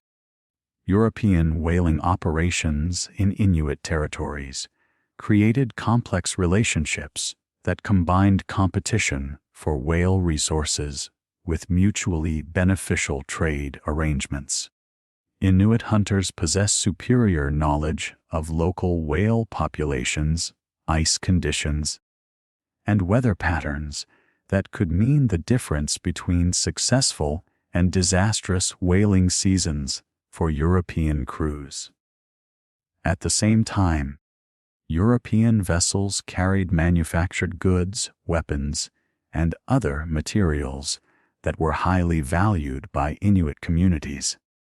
The establishment of regular trading relationships between whaling crews and Inuit communities introduced a wide range of European manufactured goods into traditional Arctic economies. Iron tools and weapons, including knives, harpoon points, and firearms, provided significant advantages in hunting and warfare. Wooden materials, which were scarce in most Arctic regions, allowed for improvements in boat construction, shelter building, and tool manufacture. Textiles, beads, and other decorative items became incorporated into traditional clothing and artistic expressions. The seasonal nature of whaling operations created patterns of contact that fit relatively well with traditional Inuit seasonal cycles. European whaling vessels typically arrived in Arctic waters during late spring and summer months, when ice conditions permitted navigation, coinciding with periods when Inuit communities were engaged in intensive marine hunting activities. This timing allowed for extended interaction periods without completely disrupting traditional subsistence cycles. However, the intensive hunting pressure created by European whaling operations began to have noticeable effects on whale populations that Inuit communities depended upon for subsistence. Bowhead whales, which reproduced slowly and lived in relatively small populations, were particularly vulnerable to overhunting. The reduction in whale availability forced some Inuit communities to modify their hunting strategies and rely more heavily on smaller marine mammals and terrestrial resources. The introduction of firearms through whaling trade relationships created significant changes in Inuit hunting technologies and social relationships. Muskets and later rifles provided advantages in hunting large terrestrial mammals like caribou and muskoxen, but they also required ongoing supplies of gunpowder, shot, and replacement parts that could only be obtained through continued trade with Europeans. This technological dependence created new forms of economic relationship that gradually altered traditional patterns of resource distribution and social organization. European alcohol introduced through whaling trade had particularly devastating effects on many Inuit communities. Traditional Inuit societies had no experience with fermented beverages and lacked cultural mechanisms for regulating alcohol consumption. The introduction of rum, whiskey, and other spirits led to widespread alcoholism that disrupted hunting activities, family relationships, and community decision-making processes. The social problems created by alcohol abuse would remain a persistent challenge for Inuit communities throughout the historical period. The first systematic missionary activities among Inuit peoples began during the early 18th century with the arrival of Moravian missionaries in Greenland and Labrador. These German Protestant missionaries were motivated by evangelical fervor to convert indigenous peoples to Christianity. But they also brought medical knowledge, educational programs, and new forms of economic organization that had profound effects on traditional Inuit societies. Hanst, a Norwegian-Danish missionary, established the first permanent European mission among Inuit peoples when he founded God in Western Greenland in 1721. Egid's mission was supported by the Danish crown as part of broad efforts to reassert Danish sovereignty over Greenland and develop commercial relationships with Inuit populations. The mission served multiple functions, combining religious instruction with trade activities, medical services, and political administration. The Moravian missions established in Labrador, beginning in 1771, created more intensive programs of cultural transformation than had been attempted in earlier contact situations. Missionaries like Jens Haven and Christian Len learned in Nusatut languages and developed written systems for recording traditional oral literature while simultaneously working to replace traditional spiritual beliefs with Christian doctrines. These missions established permanent settlements where Inuit families were encouraged to abandon nomadic hunting lifestyles in favor of sedentary communities centered around church and school activities. The introduction of Christianity created complex processes of religious syncretism, where traditional Inuit spiritual beliefs were modified and combined with Christian teachings rather than simply replaced. Many Inuit communities developed hybrid religious systems that incorporated Christian symbolism and ritual practices while maintaining traditional relationships with animal spirits and shamanic healing practices. This religious blending reflected the practical difficulties of completely abandoning spiritual systems that were closely integrated with subsistence activities and environmental knowledge. Missionary educational programs introduced literacy and European-style schooling to Inuit communities for the first time. The development of syllabic writing systems for Inuktitut languages allowed traditional oral literature to be recorded and preserved. But it also created new forms of cultural authority based on literacy skills rather than traditional knowledge and experience. Children who learned to read and write in mission schools often found themselves caught between traditional and European cultural systems, creating generational conflicts that affected family and community relationships.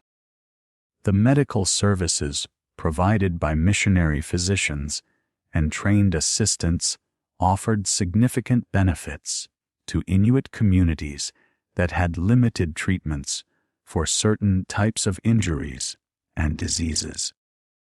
European medical knowledge was particularly effective in treating wounds, setting broken bones, and performing surgical procedures that were beyond the capabilities of traditional healing practices.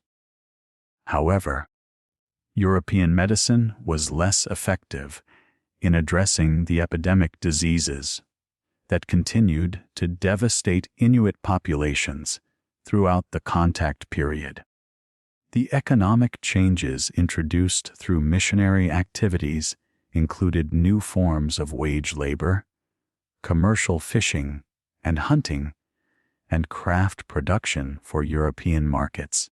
Missions often operated trading posts that purchased furs, ivory, and other Arctic products while selling European manufactured goods, creating more systematic commercial relationships than had existed during the earlier period of sporadic contact with whaling crews and explorers.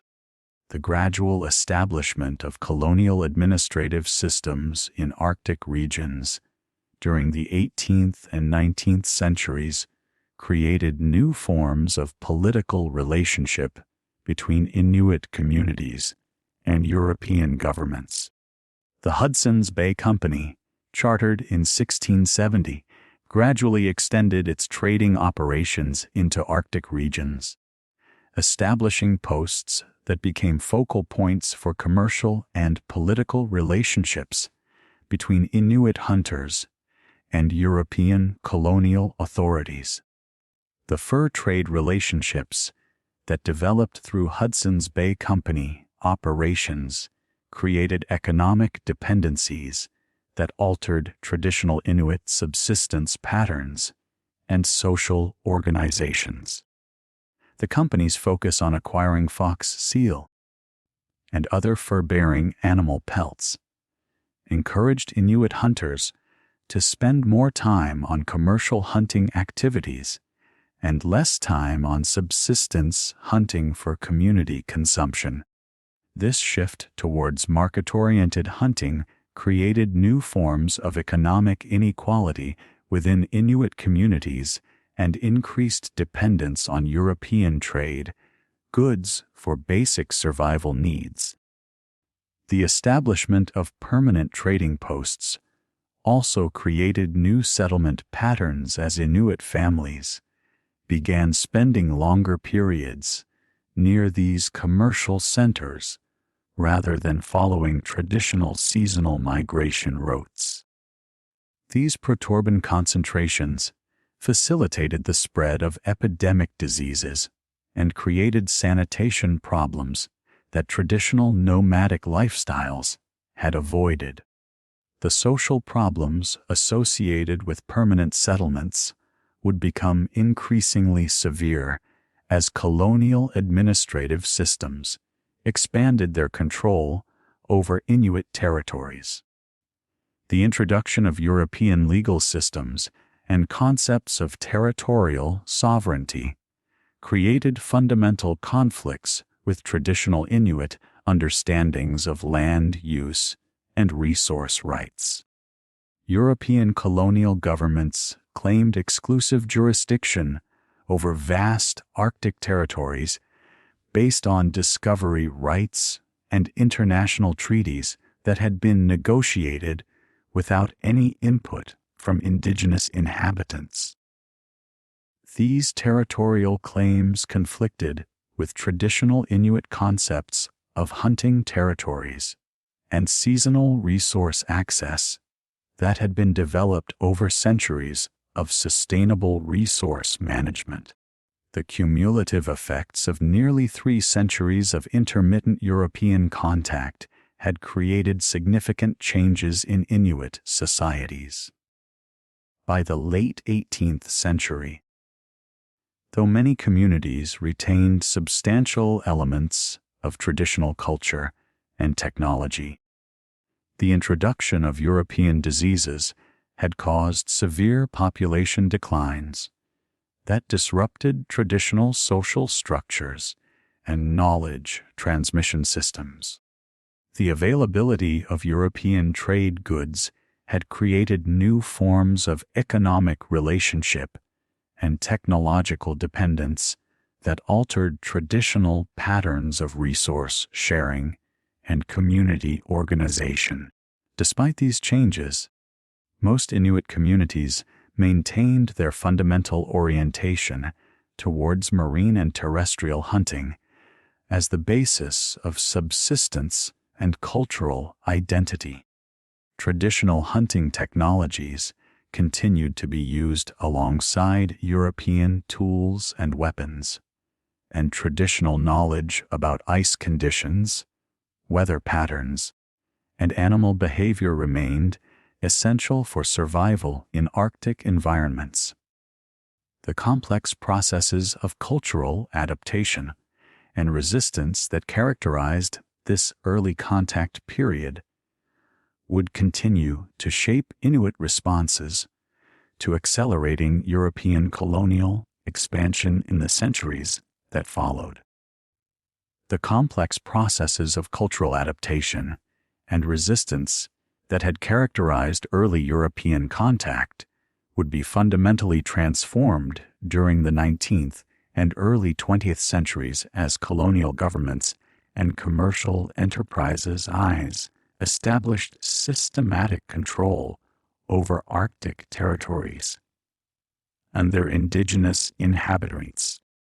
The establishment of permanent trading posts, government administrative centers, and missionary settlements created new forms of economic dependence and political subordination that would reshape every aspect of traditional Inuit life.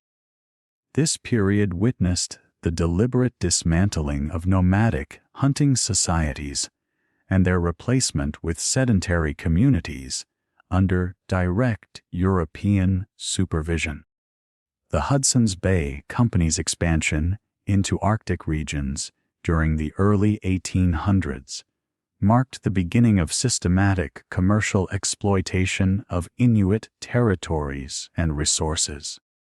Unlike the sporadic contact of earlier whaling and exploration expeditions, the company established permanent trading posts at strategic locations throughout the Arctic archipelago, creating year-round European presence in regions that had previously experienced only seasonal contact.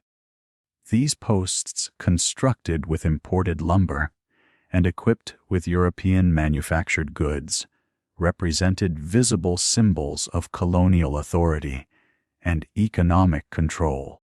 The construction of trading posts followed standardized company designs that reflected both practical necessities and symbolic assertions of European dominance. The typical post consisted of a main trading room where transactions were conducted, storage warehouses for trade goods and purchased furs, living quarters for the post manager and his assistants, and workshops for equipment maintenance and repair. These buildings were surrounded by wooden palisades that provided protection from harsh weather and potential conflicts, while creating clear boundaries between European and indigenous spaces. The post managers, who supervised these remote outposts, wielded enormous influence over local Inuit communities through their control of trade goods and credit systems. These men, typically of Scottish or English background, served as intermediaries between Inuit hunters and distant corporate headquarters in London or Montreal. Their decisions about credit terms, trade values, and acceptable fur qualities directly affected the economic survival of entire communities. Many post managers learned basic Inuit vocabulary necessary for conducting trade, but few developed deeper understanding of traditional Inuit culture or social organization. The credit system introduced by trading companies created new forms of economic dependence that fundamentally altered traditional Inuit subsistence patterns. Hunters were encouraged to take goods on credit at the beginning of each trapping season, with the understanding that they would repay these debts through fur deliveries at the end of the season. This system encouraged intensive trapping of commercially valuable species like Arctic fox, while reducing time and effort devoted to traditional subsistence hunting for seals, caribou, and other food animals. The focus on commercial trapping created significant ecological pressures on fur-bearing animal populations that had not experienced intensive hunting pressure under traditional Inuit harvesting systems. Arctic fox populations in particular experienced dramatic fluctuations as European demand for white fox pelts encouraged over-harvesting during peak price periods. These population crashes had cascading effects on Arctic ecosystems and reduced the long-term sustainability of commercial trapping operations. The introduction of European trade goods through company posts created technological dependencies that gradually undermined traditional Inuit manufacturing skills and resource independence. Metal tools, firearms, ammunition, flour, sugar, tea, and tobacco became essential components of daily life for many Inuit families, requiring continued participation in the commercial economy to maintain access to these materials. The superior performance of steel knives, metal cooking pots, and woven textiles made them highly desirable, but their availability depended entirely on successful commercial hunting and continued company operations. The establishment of permanent settlements around trading posts disrupted traditional seasonal migration patterns that had been essential components of sustainable Arctic subsistence systems. Inuit families who had previously moved between different hunting and fishing locations according to seasonal resource availability found themselves increasingly tied to permanent settlements where trading posts, missions, and government services were located. This centralization process concentrated populations in locations that were chosen for European administrative convenience rather than optimal resource access. Government policies promoting sedentization became more systematic and coercive during the late 19th and early 20th centuries, as colonial administrators sought to establish direct control over indigenous populations. Canadian government officials viewed nomadic hunting lifestyles as primitive and economically inefficient, requiring transformation into sedentary agricultural or wage labor communities that would be easier to govern and tax. These policies reflected broader colonial ideologies that equated European settlement patterns with civilization and progress. The construction of permanent housing in government-sponsored settlements followed European architectural models that were poorly adapted to Arctic environmental conditions and traditional Inuit family structures. Frame houses with conventional heating systems required constant supplies of imported fuel and materials that were expensive to transport and maintain in remote Arctic locations. These structures often suffered from condensation problems, inadequate insulation and ventilation systems that created unhealthy living conditions compared to traditional snow houses and skin tents. The concentration of previously dispersed populations in permanent settlements created serious sanitation and health problems that had not existed under traditional nomadic lifestyles. Waste disposal, water supply, and sewage management became critical issues when dozens of families were living in close proximity throughout the year. Traditional methods of waste disposal that worked effectively for small mobile camps became inadequate for permanent settlements, leading to contamination of local water sources and increased transmission of infectious diseases. The establishment of formal education systems represented one of the most systematic attempts to transform traditional Inuit culture and social organization. Government and missionary schools were designed to replace indigenous knowledge systems with European curricula that emphasized literacy, numeracy, and vocational skills deemed appropriate for integration into colonial economic systems. These educational programs were conducted primarily in English or French, with Inuktitut languages actively discouraged or prohibited in classroom settings.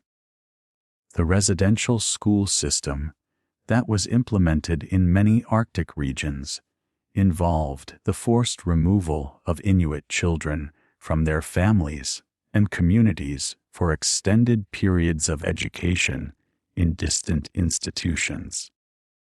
These schools operated by various Christian denominations under government contracts aimed to eliminate indigenous cultural practices and replace them with European values and behaviors.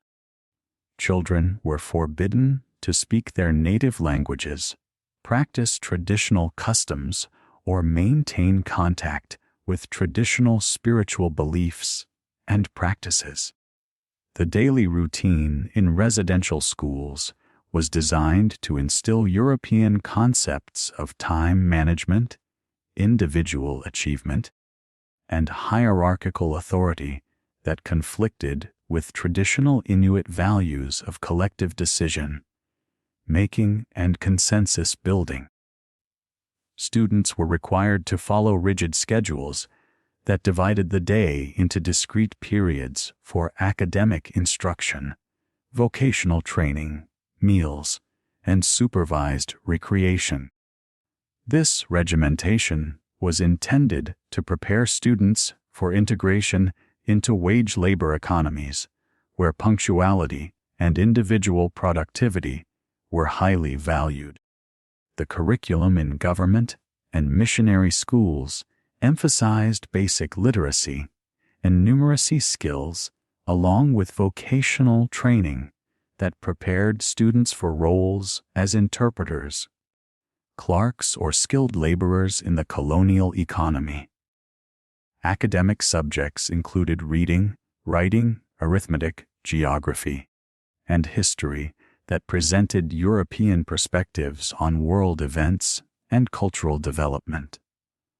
Vocational training focused on skills like carpentry, mechanics, and domestic work that were considered appropriate for indigenous peoples within the colonial social hierarchy.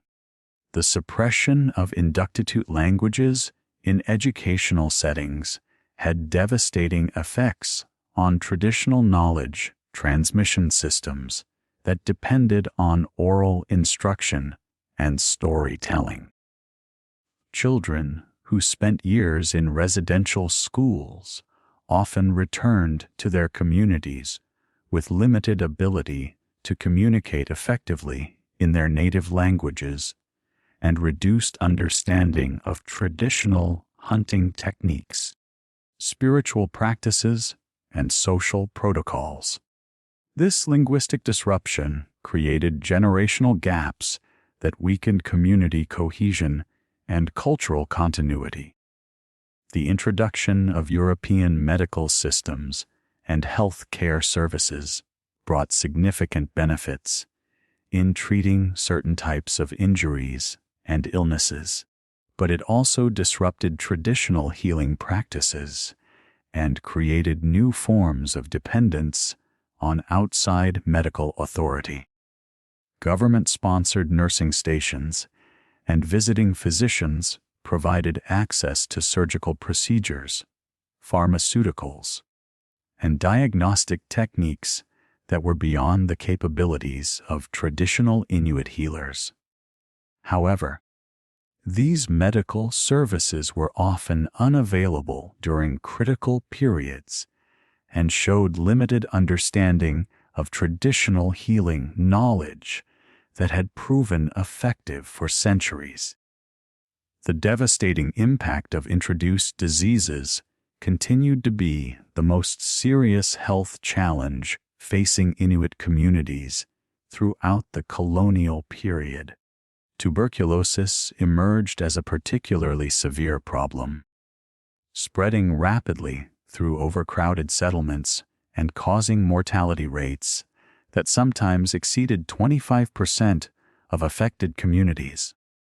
The bacterial infection thrived in the poor ventilation and close living conditions that characterized many government-sponsored settlements, creating epidemic conditions that overwhelmed available medical resources.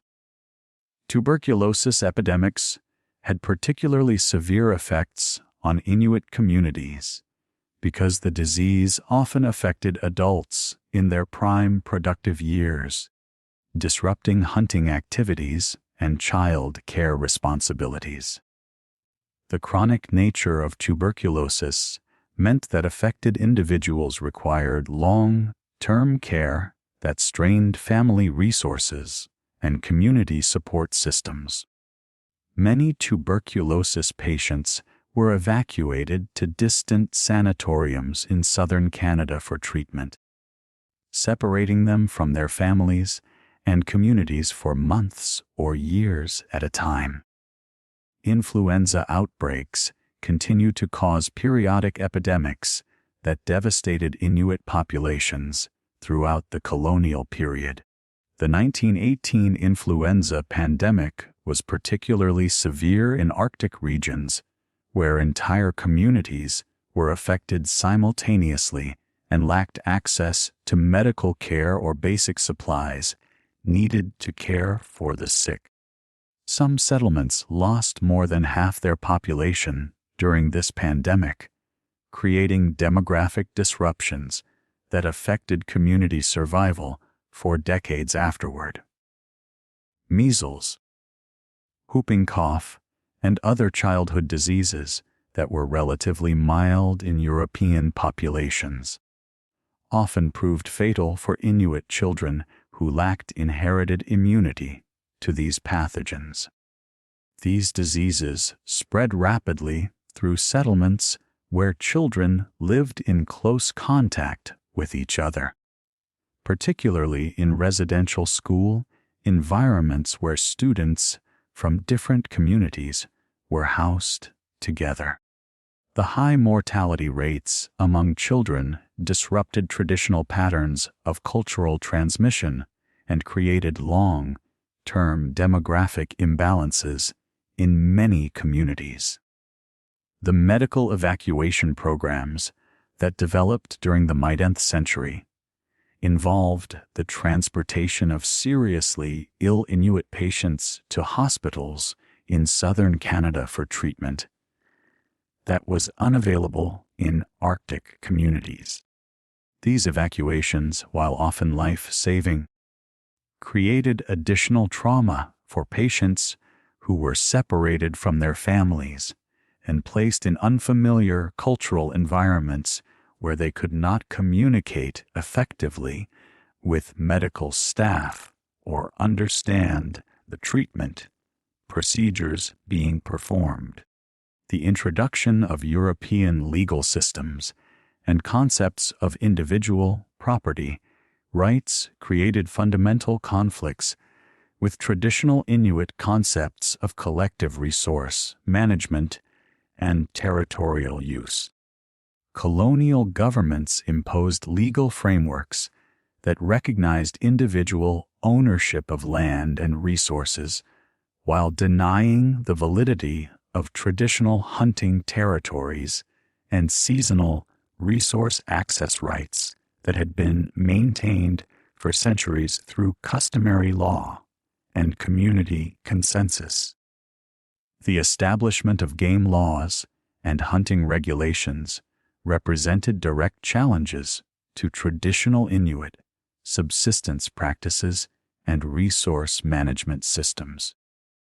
Government wildlife managers operating with limited understanding of Arctic ecosystems and traditional hunting practices imposed restrictions on hunting seasons, bag limits, and approved hunting methods that often conflicted with traditional conservation practices and subsistence needs.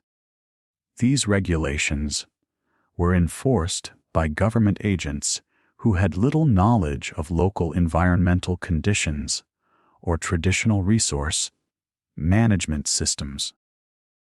The licensing and registration requirements imposed on Inuit hunters created bureaucratic barriers to traditional subsistence activities while asserting government authority over indigenous resource rights. Hunters were required to obtain permits for activities that their ancestors had practiced for centuries, subjecting traditional subsistence practices to government approval and regulation. The administrative costs and procedures associated with these requirements created additional burdens for communities that were already struggling with economic and social disruption. The establishment of territorial boundaries and administrative jurisdictions divided traditional Inuit territories according to European concepts of political sovereignty that ignored indigenous territorial relationships and seasonal migration patterns. These artificial boundaries often separated communities from traditional hunting grounds and family relationships, creating administrative complications that affected everything from medical services to educational programs. The development of wage labor economies around government installations, trading posts, and resource extraction projects created new forms of economic relationship that gradually replaced traditional subsistence activities. Inuit men were employed as guides, interpreters, construction workers, and general laborers for various government and commercial projects, receiving cash wages that could be used to purchase imported goods and services. These employment opportunities provided access to European consumer goods, but also created dependence on external economic systems that were subject to fluctuations beyond community control. The transformation of traditional gender roles accompanied the introduction of wage labor economies and permanent settlements. Men who had previously shared hunting and family responsibilities with their wives found themselves working for wages outside the community, while women assumed greater responsibility for household management and child care within settlement environments. These changes disrupted traditional patterns of cooperative labor and decision-making that had characterized traditional Inuit family structures. The introduction of formal political structures based on European models of representative democracy conflicted with traditional Inuit consensus-building processes and collective decision-making systems. Government-appointed administrators and elected councils operated according to majority rule principles that often ignored minority viewpoints and traditional protocols for resolving community disputes. These new political systems concentrated decision-making authority in formal positions, rather than recognizing the traditional influence of elders, successful hunters, and other community members who had earned respect through demonstrated competence and wisdom. The establishment of police detachments and formal law enforcement systems introduced European concepts of criminal justice that conflicted with traditional methods of conflict resolution and community healing. Royal Canadian Mounted Police officers stationed in Arctic communities were responsible for enforcing Canadian criminal law and government regulations, often without understanding the cultural contexts and traditional practices that influence community behavior. Arrest and prosecution of community members for violations of government laws created tensions between Indigenous and European legal systems. The construction of communication systems, including radio stations, telegraph lines, and later telephone networks, connected remote Arctic communities to southern administrative centers and commercial markets for the first time. These communication technologies facilitated government administration and commercial operations, but also accelerated the pace of cultural change by exposing Inuit communities to outside influences and reducing their isolation from broader Canadian society. The development of transportation infrastructure, including airstrips, roads, and improved harbor facilities, made Arctic communities more accessible to outside visitors and government services, while also facilitating the movement of people and goods that further integrated these communities into broader economic and social systems. The construction of these facilities often required substantial environmental modification that affected traditional hunting and fishing areas, creating additional disruptions to traditional subsistence activities. The cumulative effects of these colonial policies and institutional changes had fundamentally transformed traditional Inuit societies by the mid-19th century.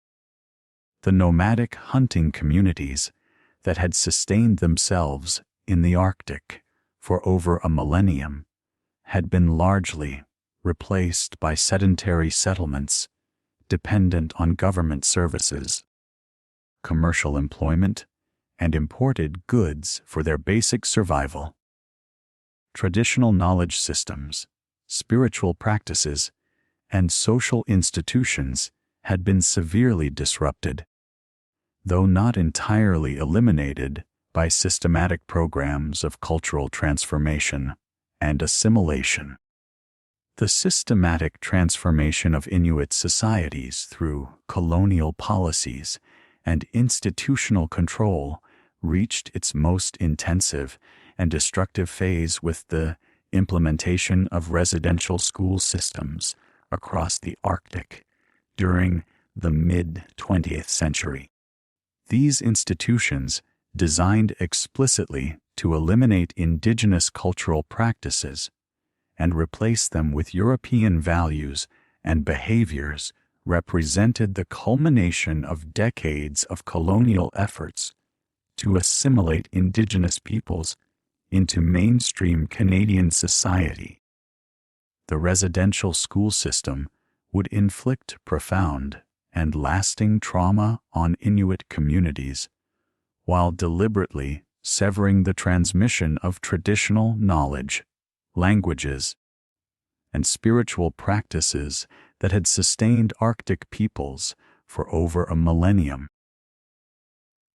The establishment of residential schools in Inuit territories followed patterns that had been developed in other parts of Canada, but the implementation in Arctic regions created unique challenges and intensified trauma due to the extreme geographical isolation and the fundamental incompatibility between institutional structures and traditional Inuit lifestyles. The first residential schools serving Inuit children opened during the 1950s, with major institutions established at Chesterfield Inlet in 1951, Iglik in 1962, and several other strategic locations across the Arctic archipelago. These schools were operated by various Christian denominations, including the Roman Catholic Church, the Anglican Church, and other Protestant organizations, all working under contracts with the Federal Department of Indian Affairs. The physical structures of these residential schools reflected European institutional architecture that was entirely foreign to Inuit cultural traditions and poorly adapted to Arctic environmental conditions. The buildings were typically large multi-story structures constructed with imported materials and designed to house hundreds of children in dormitory-style accommodations. The Tuttle Hall Residential School at Chesterfield Inlet, operated by the Oblate Missionaries, could accommodate over 200 students in dormitories that featured rows of identical beds arranged in military-style formations. The institutional design emphasized surveillance and control with long corridors, communal washrooms, and dining halls that facilitated supervision while eliminating privacy and personal space.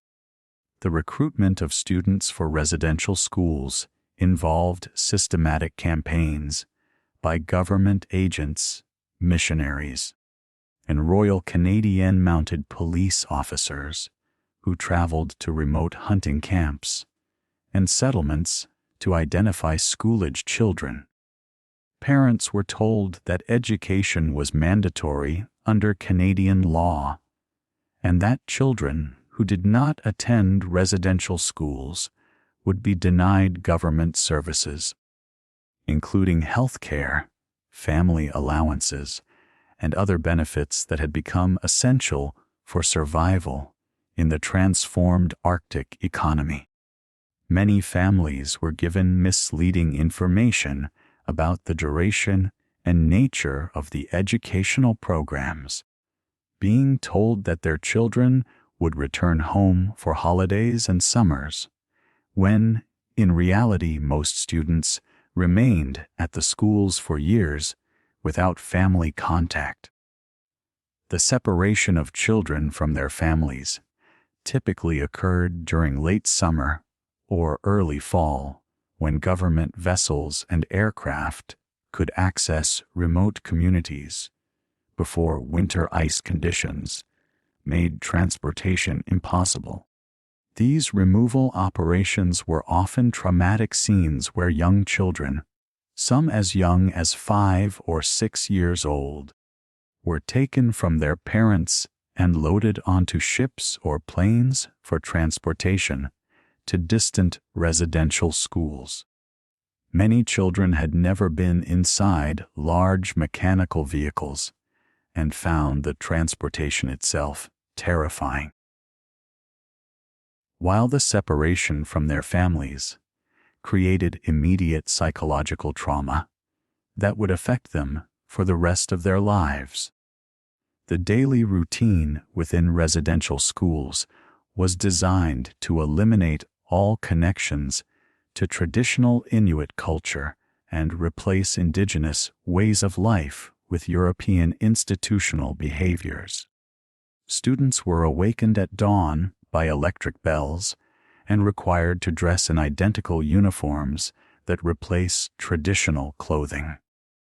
The boys typically wore dark pants, white shirts, and black shoes, while girls were dressed in plain dresses or skirts with standard-issue undergarments and shoes that were often poorly fitted and uncomfortable.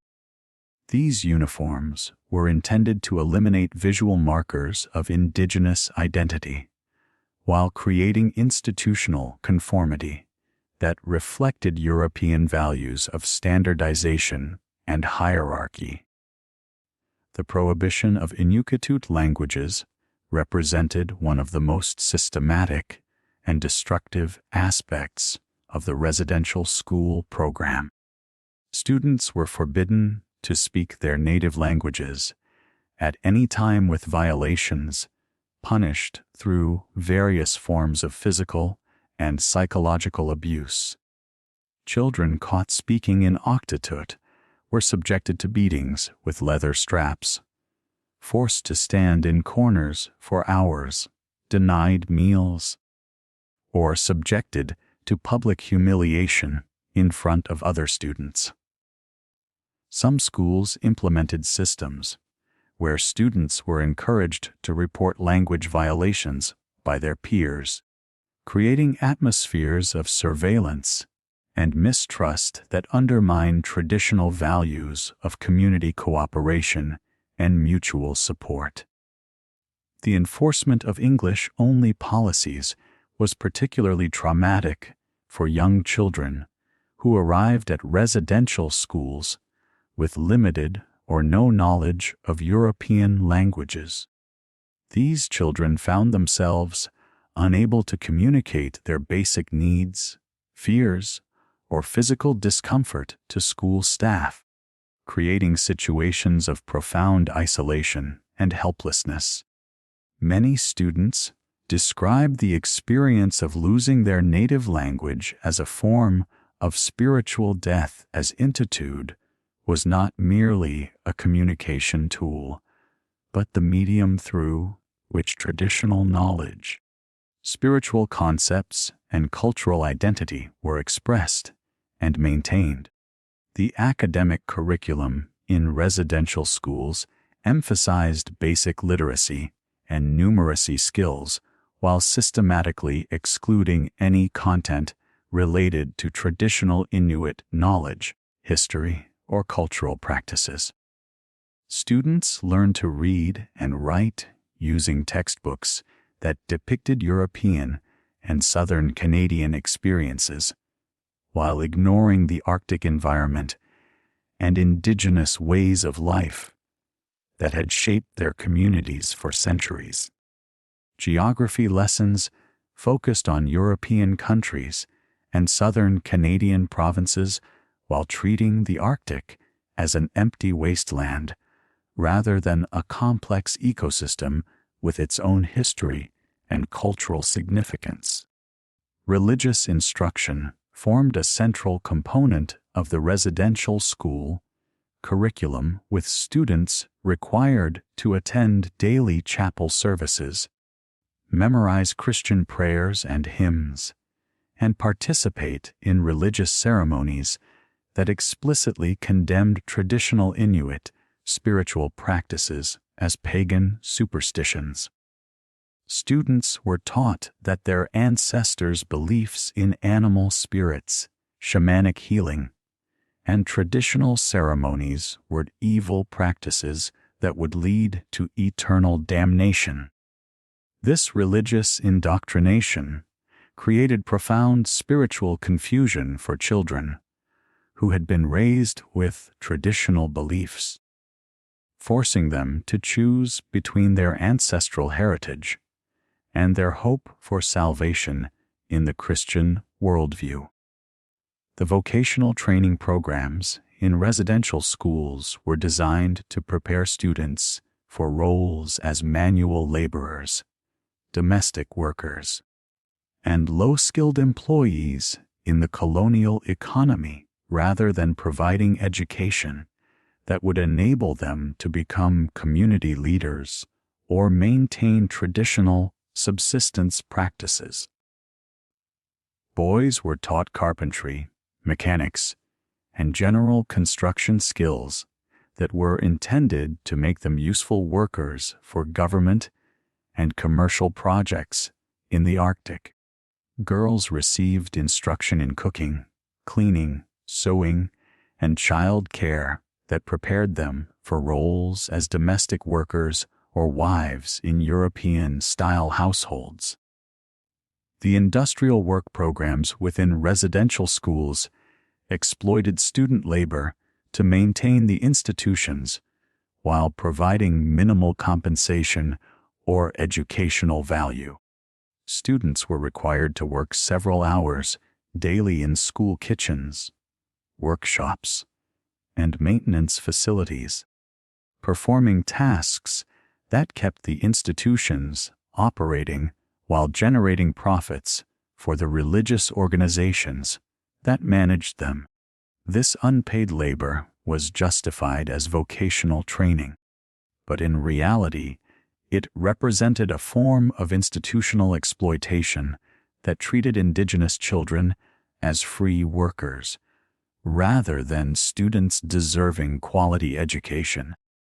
The living conditions within residential schools were often harsh and unsanitary, with overcrowded dormitories, inadequate heating, poor ventilation, and limited access to clean water and proper sanitation facilities.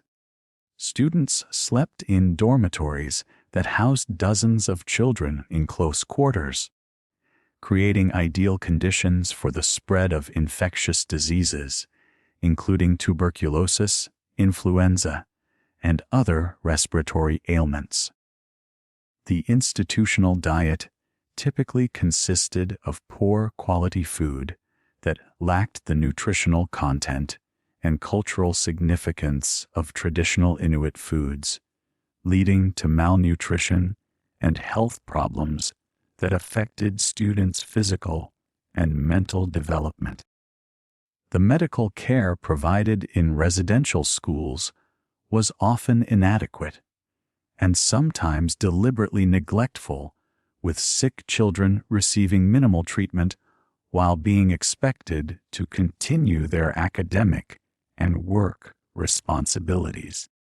Many schools lacked qualified medical staff and relied on untrained personnel to diagnose and treat serious illnesses. Students who became seriously ill were often isolated from other children, but received little actual medical attention, leading to preventable deaths that devastated families and communities. When the news eventually reached home, the psychological abuse inflicted in residential schools included systematic humiliation, emotional manipulation, and deliberate attempts to destroy students' sense of cultural identity and self-worth. Students were told repeatedly that their families were primitive, their traditions were backward, and their languages were inferior to European ways of life.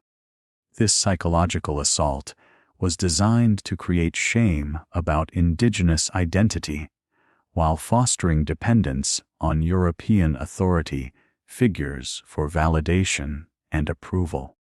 Physical abuse was endemic in many residential schools, with students subjected to beatings, sexual assault, and other forms of violence that were either officially sanctioned as discipline or tacitly permitted by institutional authorities who viewed Indigenous children as less deserving of protection than European children.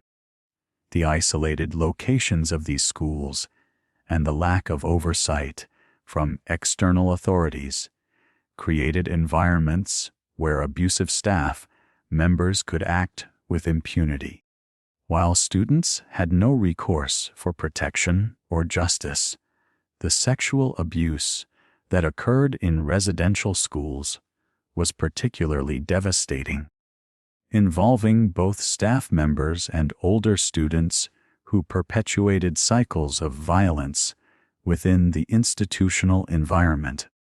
Many students were subjected to repeated sexual assault over periods of years, creating trauma that would affect their ability to form healthy relationships and trust others throughout their lives. The religious contexts of these institutions made the abuse particularly confusing for students who are simultaneously being taught about Christian morality while experiencing violence from the very people who claim to represent divine authority. The communication restrictions imposed by residential schools prevented students from maintaining meaningful contact with their families and communities, creating artificial separations that weaken traditional kinship bonds and support systems.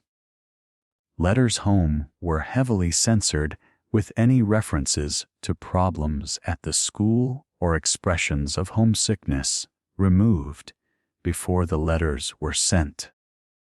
Many families received no communication from their children for months or years at a time, not knowing whether their children were alive, healthy, or receiving adequate care. The summer vacation policies varied between different schools and time periods, but many students were required to remain at residential schools year-round, preventing them from participating in traditional seasonal activities and maintaining connections to their home communities. Students who are allowed to return home for brief periods often found themselves alienated from their families and communities due to their changed language abilities, cultural knowledge, and social behaviors that had been modified by institutional programming. The long-term psychological effects of residential school experiences included depression, anxiety, post-traumatic stress disorder, and various forms of addictive behavior that affected survivors throughout their lives. Many former students struggled with alcoholism, drug abuse, and other destructive behaviors as they attempted to cope with the trauma they had experienced while simultaneously trying to reconnect with cultural traditions they had been forced to abandon. The shame and confusion created by residential school experiences made it difficult for survivors to discuss their experiences, even with family members and counselors who wanted to provide support. The intergenerational transmission of trauma became evident as residential school survivors became parents and found themselves unable to provide the nurturing and cultural guidance that their children needed. Many survivors had been separated from their families during critical developmental periods when they should have been learning parenting skills, traditional knowledge, and cultural values from their elders. The institutional environment had provided no models for healthy family relationships or traditional child-rearing practices, leaving many survivors without the knowledge and emotional resources needed to raise their own children effectively. The disruption of traditional knowledge transmission systems represented one of the most devastating long-term consequences of the residential school system. Children who should have been learning hunting techniques, environmental knowledge, spiritual practices, and cultural traditions from their elders instead spent their formative years in institutions that actively suppress this knowledge. When these children return to their communities as young adults, they often lack the skills and knowledge needed to participate effectively in traditional subsistence activities or cultural practices. The loss of language fluency among residential school survivors created communication barriers that affected their relationships with elders and other community members who had not attended these institutions. Many survivors found themselves caught between two worlds, lacking full fluency in either English or Inuktitut, and unable to communicate effectively in either cultural context. This linguistic displacement contributed to feelings of cultural alienation and identity confusion that persisted throughout their lives. The impact on family structures was particularly severe as residential school experiences disrupted traditional patterns of extended family relationships and collective child rearing that had been essential components of Inuit social organization.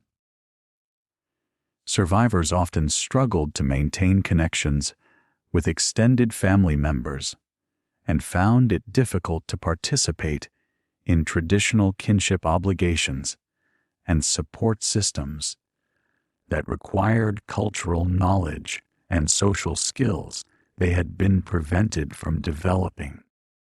The spiritual trauma inflicted by residential schools affected not only individual survivors, but entire communities as traditional spiritual practices and beliefs were disrupted by the systematic indoctrination that had condemned indigenous spirituality as evil or primitive.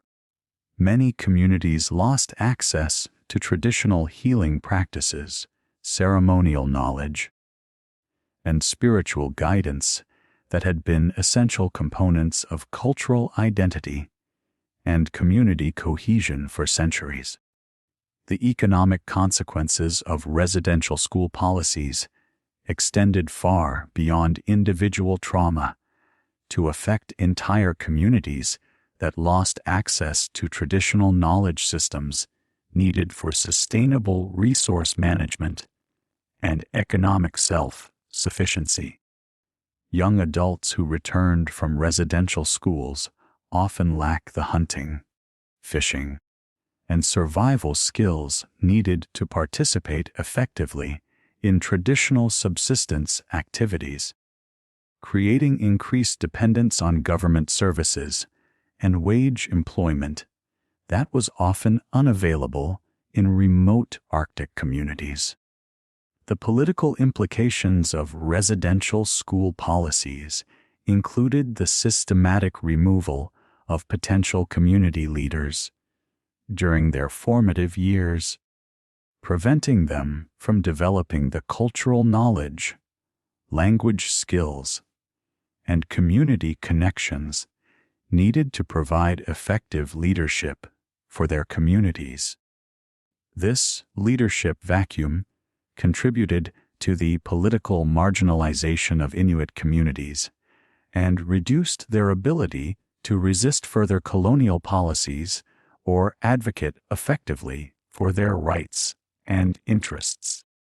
The documentation and acknowledgement of residential school abuses began slowly during the 1980s and 1990s as survivors began speaking publicly about their experiences and demanding recognition of the trauma they had endured. The establishment of the Truth and Reconciliation Commission of Canada in 2008 provided a formal mechanism for documenting residential school experiences and their ongoing effects on Indigenous communities. Though the process of healing and reconciliation continues to be complicated by the profound and lasting nature of the trauma that was inflicted, the profound trauma inflicted by residential schools and systematic cultural suppression would intersect with unprecedented global events during the 1940s that would transform the Arctic from a remote frontier into a strategic battleground of international significance. World War II brought massive military installations, thousands of personnel, and revolutionary technologies to Inuit territories, accelerating processes of modernization and cultural change that had been developing gradually over previous decades. The war's demands for Arctic weather data, strategic positioning, and continental defense would establish permanent military and civilian infrastructure that fundamentally altered traditional relationships between Inuit communities and the land they had inhabited for centuries. The strategic importance of Arctic regions became apparent to military planners as early as 1940, when the Battle of Britain demonstrated the crucial role that accurate weather forecasting played in modern warfare. Meteorological conditions over the Arctic significantly influenced weather patterns across North America and Europe, making Arctic weather stations essential for predicting conditions that could affect bombing raids, naval operations, and troop movements thousands of kilometers away. The vast expanses of the Arctic also offered potential routes for enemy aircraft or submarines attempting to attack North American targets, requiring surveillance systems that could detect and track hostile forces across previously unmonitored territories. The establishment of weather stations across the Arctic archipelago began in earnest during 1942, with joint Canadian-American operations setting up installations at remote locations including Resolute Bay, Eureka, and Alert. These stations required year-round staffing by meteorologists, radio operators, and support personnel who maintained sophisticated equipment for measuring temperature, wind speed, barometric pressure, and other atmospheric conditions that were transmitted hourly to military headquarters in Ottawa and Washington. The construction of these facilities involved massive logistical operations that brought construction equipment, building materials, fuel supplies, and personnel to locations that had previously been accessible only to Inuit hunters using traditional transportation methods. The weather station at Eureka, established on Elliott Island in 1947, exemplified the scale and complexity of these military installations. The facility included heated buildings for equipment and personnel, diesel generators providing continuous electrical power, radio transmission equipment capable of communicating with stations thousands of kilometers away, and landing strips suitable for aircraft, delivering supplies and rotating personnel. The station required regular supply flights carrying fuel, food, replacement equipment, and other materials that sustained a permanent population of 15 to 20 personnel in one of the most isolated locations on Earth. The construction of these installations required extensive modification of Arctic landscapes that had remained largely unchanged for centuries.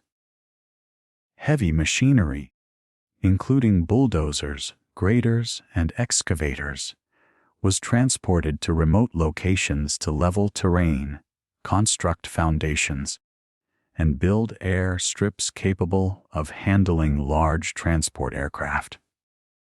The environmental impact of this construction included the removal of vegetation, alteration of drainage patterns, and disruption of wildlife habitat that affected traditional hunting grounds used by nearby Inuit communities. The presence of military personnel at these installations created the first sustained contact between many Inuit communities and large numbers of non-Indigenous people.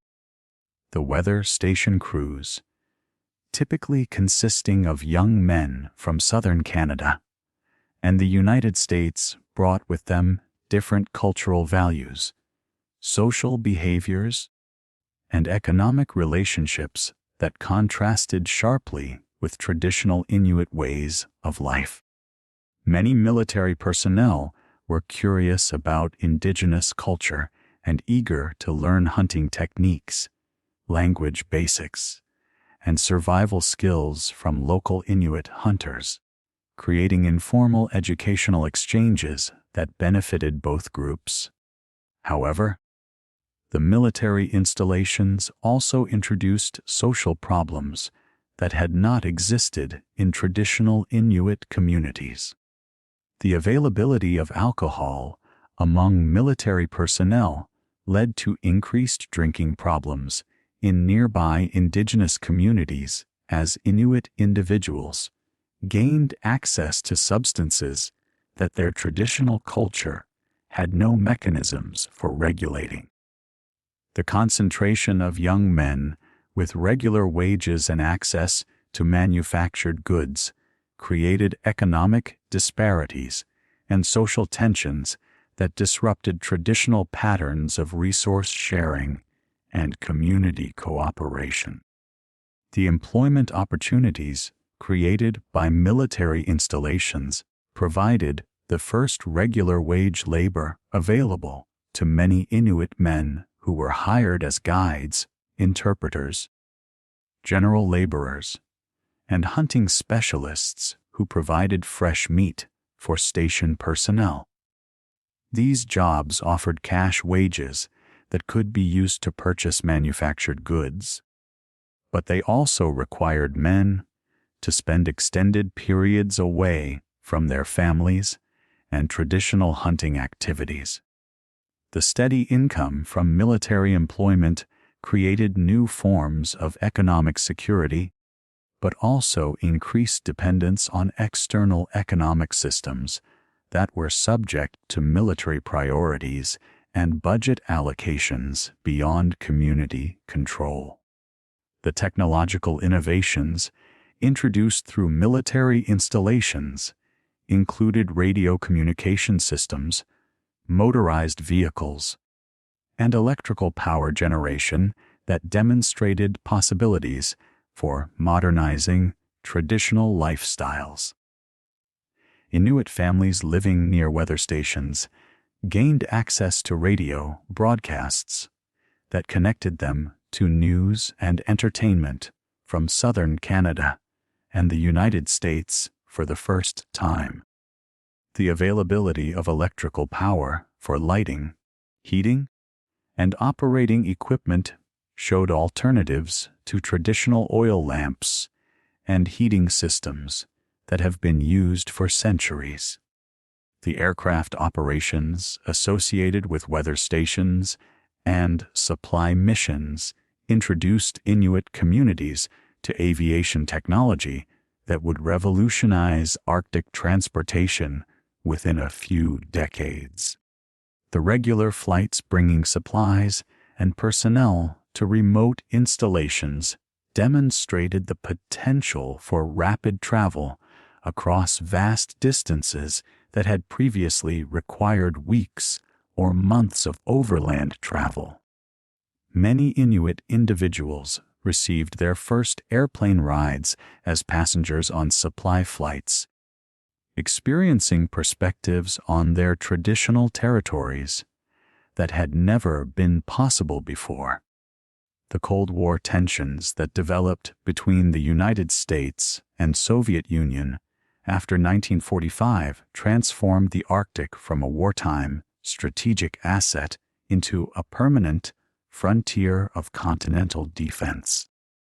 The development of intercontinental ballistic missiles and long-range bomber aircraft made the Arctic the most likely route for any nuclear attack on North America, requiring sophisticated radar systems and interceptor aircraft bases that could detect and destroy incoming threats. The distant early warning line constructed between 1954 and 1957 represented the largest military construction project in Arctic history and would have profound effects on Inuit communities across northern Canada and Alaska. The DEW line consisted of 63 radar stations stretching from Alaska to Greenland, designed to detect Soviet aircraft or missiles crossing the Arctic Ocean toward North American targets. The construction of this massive defense system required unprecedented logistical operations that brought thousands of workers, millions of tons of equipment and supplies, and revolutionary construction techniques to the most remote regions of the Arctic. The project involved the coordination of military and civilian contractors from both Canada and the United States, creating the largest industrial undertaking ever attempted in Arctic regions.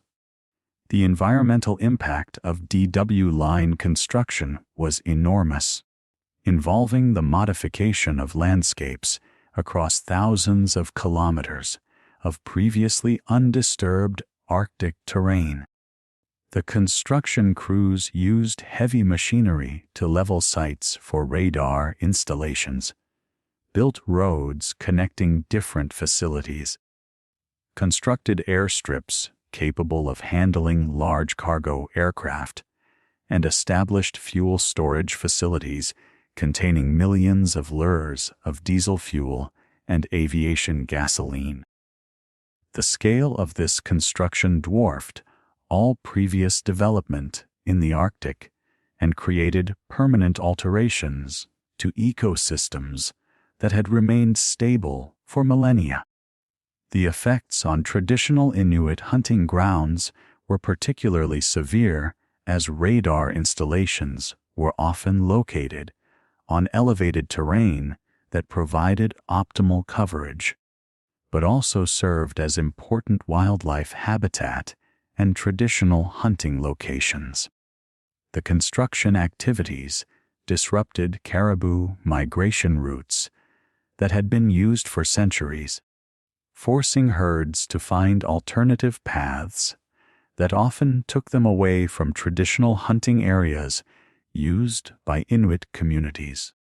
The noise and activity associated with construction operations also affected marine mammal populations, particularly seals and whales that avoided areas with high levels of human activity.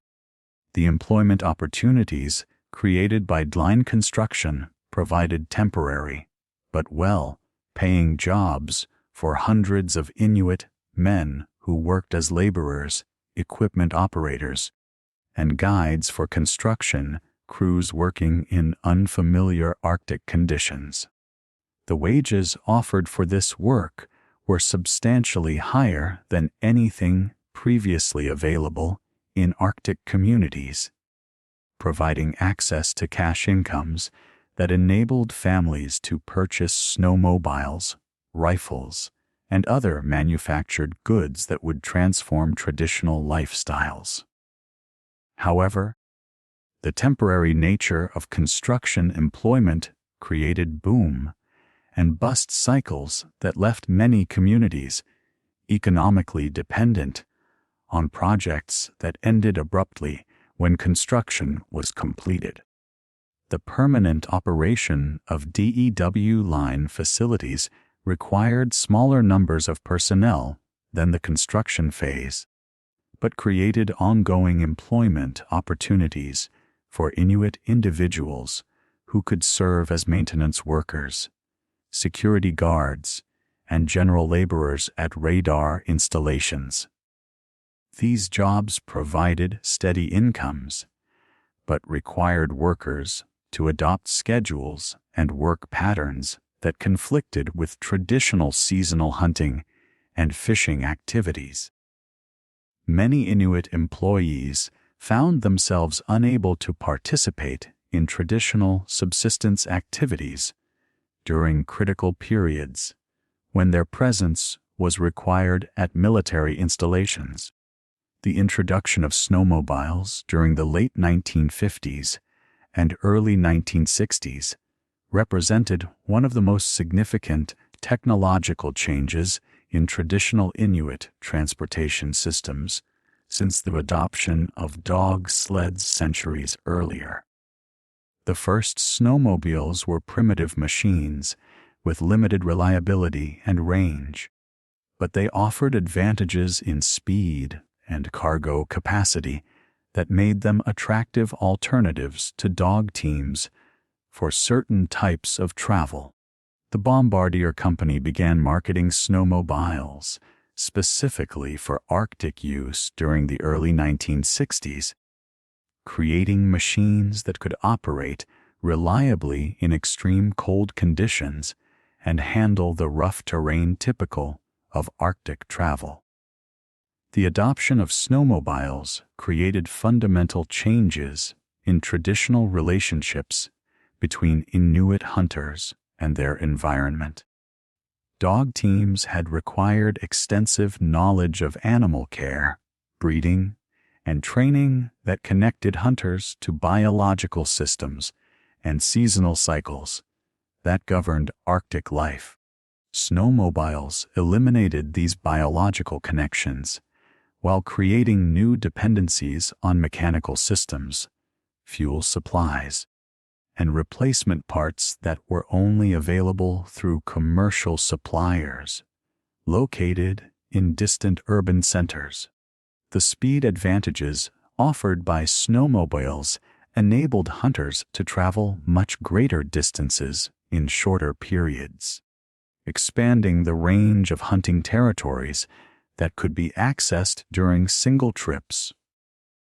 This increased mobility allowed hunters to pursue caribou herds, locate seal breathing holes, and access fishing locations that had previously been too distant for practical exploitation using dog teams. However, the mechanical reliability problems that plagued early snowmobiles also created new risks as hunters who experienced breakdowns far from home lacked the backup transportation that dog teams had traditionally provided. The fuel requirements of snowmobiles created new economic dependencies that affected traditional subsistence patterns and community economics. Gasoline and oil had to be purchased with cash, requiring hunters to engage in wage labor or commercial hunting activities that generated income for equipment operation. The ongoing cost of fuel maintenance and repairs made snowmobile ownership expensive compared to dog teams that could be sustained using traditional hunting and fishing activities without cash expenditures. The social implications of snowmobile adoption included changes in hunting group composition and traditional patterns of knowledge transmission between generations. Snowmobiles could be operated by individuals without the extensive training and experience required for managing dog teams, reducing the importance of traditional knowledge and skills that have been passed down through generations of hunters. Young hunters could achieve mobility and hunting success without learning traditional animal husbandry techniques, weather prediction skills, and other forms of environmental knowledge that had been essential components of Arctic survival. The introduction of modern rifles during this period complemented the mobility advantages offered by snowmobiles while creating additional dependencies on external supply systems. High-powered rifles with telescopic sights provided significant advantages in hunting large game animals like caribou and polar bears, offering greater accuracy and killing power than traditional weapons. However, these firearms required regular supplies of ammunition, replacement parts, and maintenance services that were only available through commercial suppliers, creating ongoing costs that had to be met through cash income or credit arrangements. The combination of snowmobiles and modern firearms enabled individual hunters to achieve levels of hunting success that had previously required coordinated group efforts, reducing the importance of traditional cooperative hunting strategies and social relationships that had bound communities together for centuries. Successful hunters with access to modern equipment could harvest game animals more efficiently than ever before. But this increased individual capability came at the cost of reduced community cooperation and shared decision-making about resource management and distribution.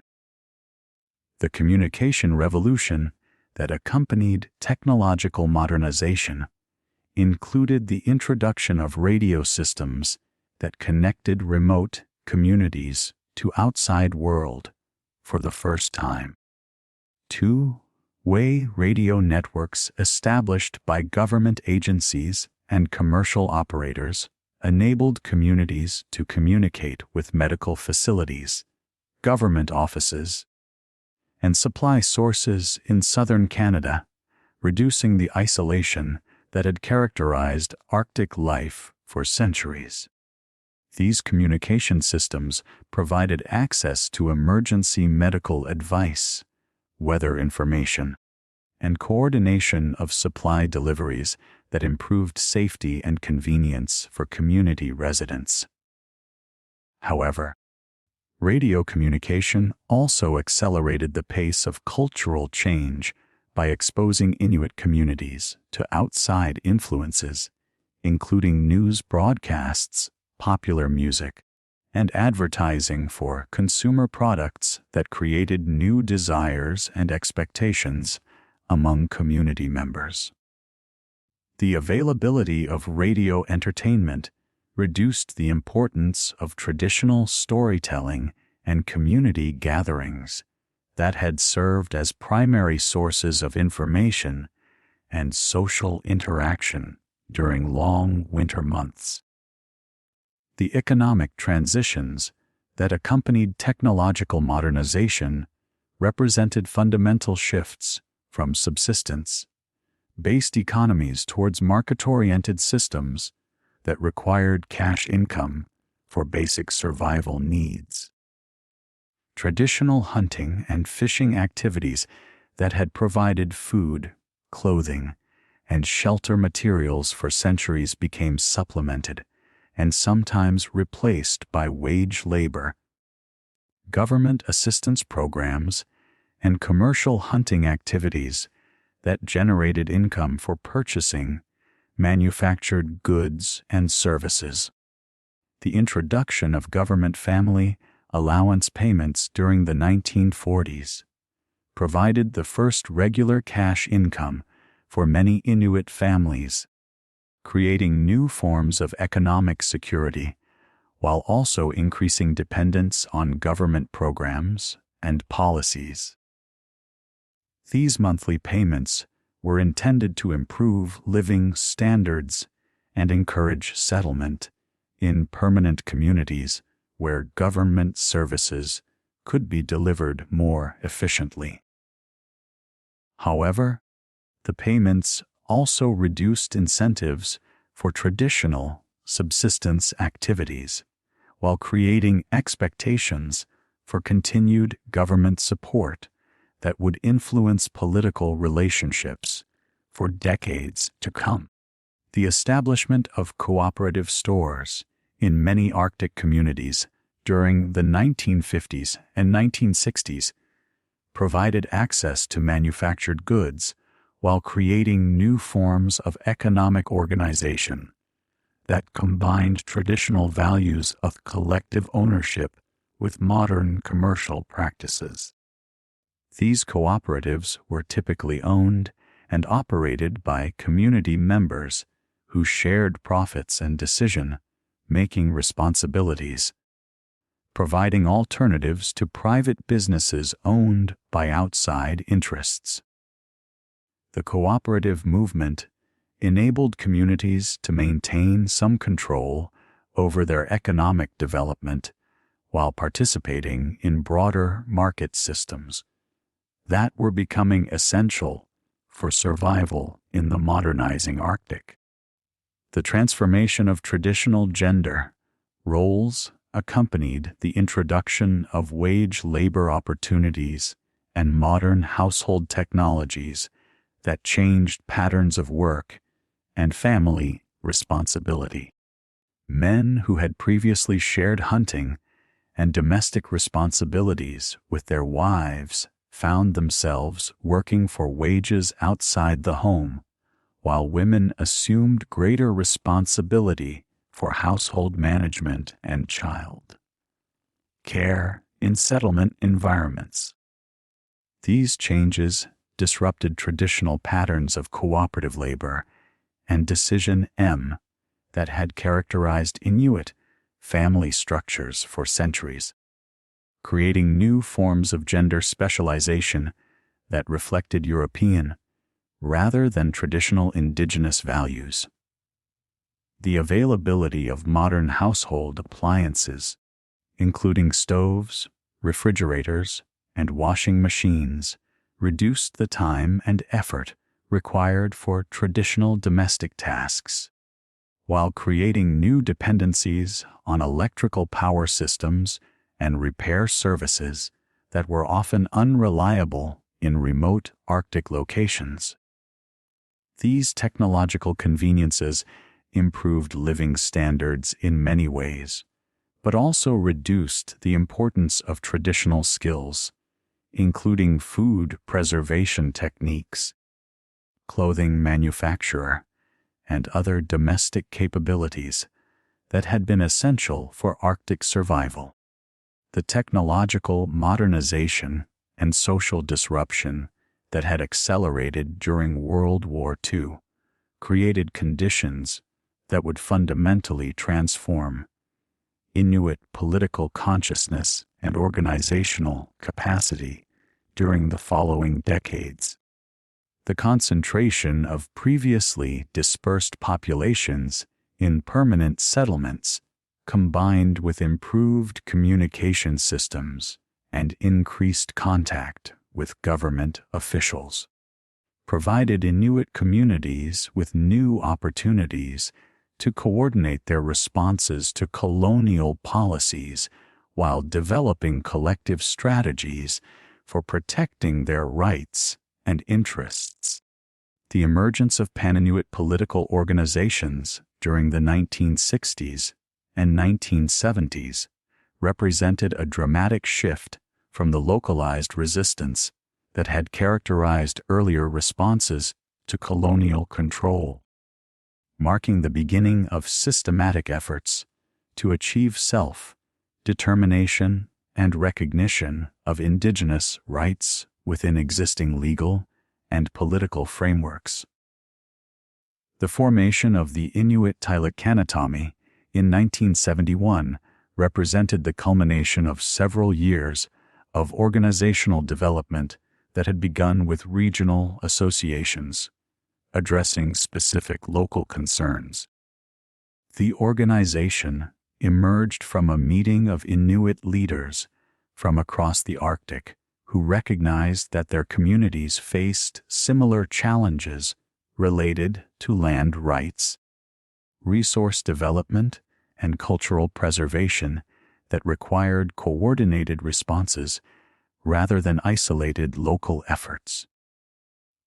The founding meeting held in Ottawa, with support from the Department of Indian Affairs, brought together representatives from Alaska, northern Canada, and Greenland who shared experiences and developed strategies for advancing common interests through political advocacy and legal action. The organizational structure of Inuit Tylekanatami reflected traditional consensus-building processes while incorporating modern political techniques, including lobbying, media relations, and legal advocacy that were necessary for effective engagement with government institutions and corporate interests. The organization's leadership included both traditional community leaders who possessed extensive knowledge of customary law and territorial relationships, and younger Inuit individuals who had acquired formal education and professional skills through residential schools and government programs. This combination of traditional authority and modern expertise enabled the organization to communicate effectively with government officials while maintaining legitimacy within Inuit communities. The initial priorities of Inuit Tylekanatami focused on land rights recognition, protection of traditional hunting and fishing activities, and the development of educational programs that would preserve Inuit languages and cultural knowledge while providing modern skills needed for economic development. The organization argued that Inuit peoples had never surrendered their territorial rights through treaties or other legal instruments, maintaining that traditional hunting territories remained under indigenous jurisdiction despite government claims of sovereignty over Arctic regions. This position challenged fundamental assumptions of Canadian and American territorial law, while asserting indigenous rights that had been ignored during centuries of colonial expansion. The development of regional Inuit associations during the same period provided organizational infrastructure that connected local communities to broader political movements while addressing specific territorial and cultural concerns. The Committee for Original Peoples Entitlement, established in the Western Arctic during 1970, focused on land claims and resource development issues affecting Inuvialuit communities in the Mackenzie Delta region. The organization documented traditional hunting territories, gathered evidence of historical occupation, and developed legal arguments supporting indigenous title to lands and resources that were being targeted for oil and gas exploration by multinational corporations. The Labrador Inuit Association, formed in 1973, addressed similar land rights issues while also focusing on the protection of traditional fishing and hunting activities that were being restricted by provincial government regulations.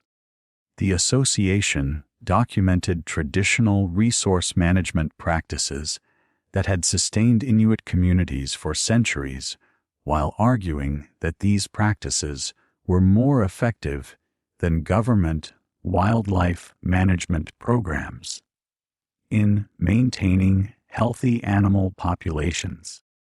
The organization also advocated for recognition of Inuit jurisdiction over coastal waters and marine resources that were essential for traditional subsistence activities.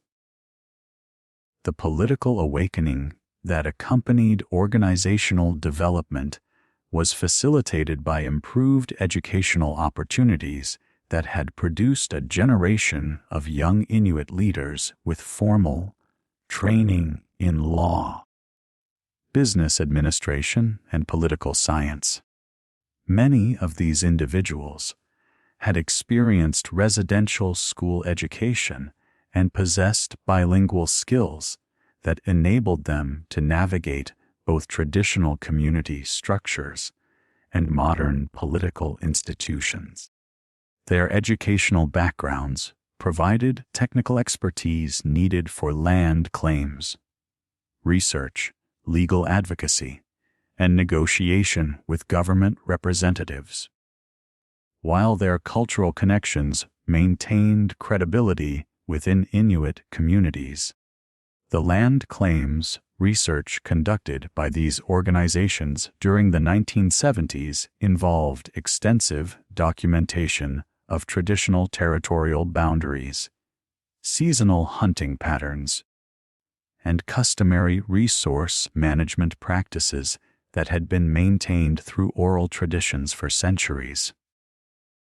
Teams of researchers, including both Inuit community members and non-Indigenous anthropologists and historians, collected testimonies from elders who possessed detailed knowledge of traditional territorial relationships and historical events that demonstrated continuous occupation and use of specific areas.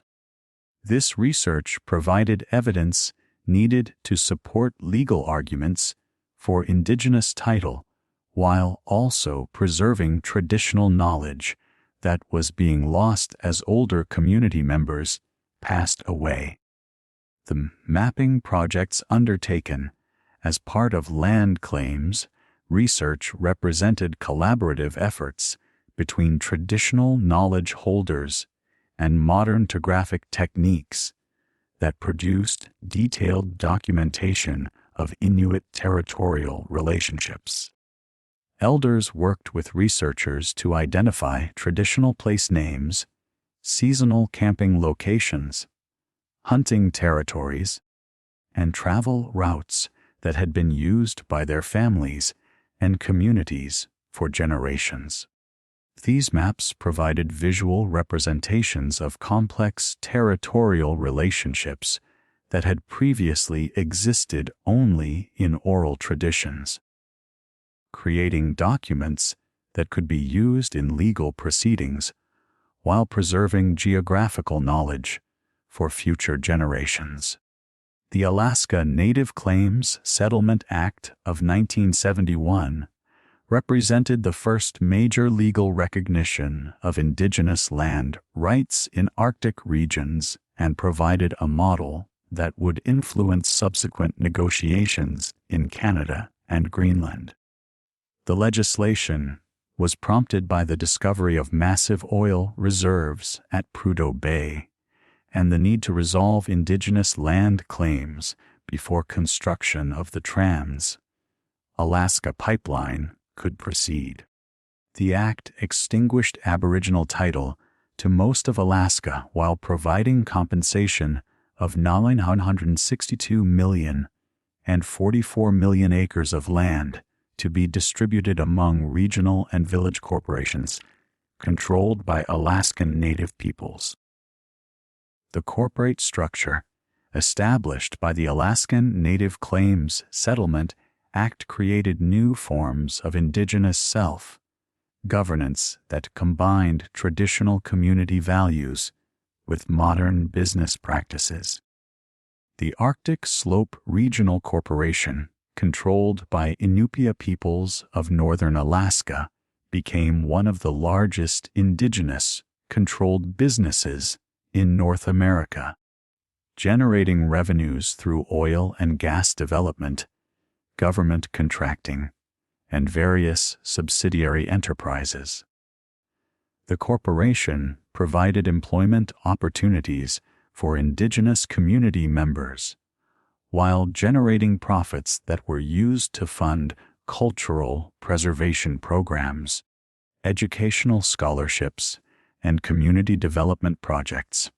However, the corporate model also created new forms of economic inequality within indigenous communities, as shareholders who owned corporation stock received dividend payments while community members without stock ownership had limited access to corporate benefits.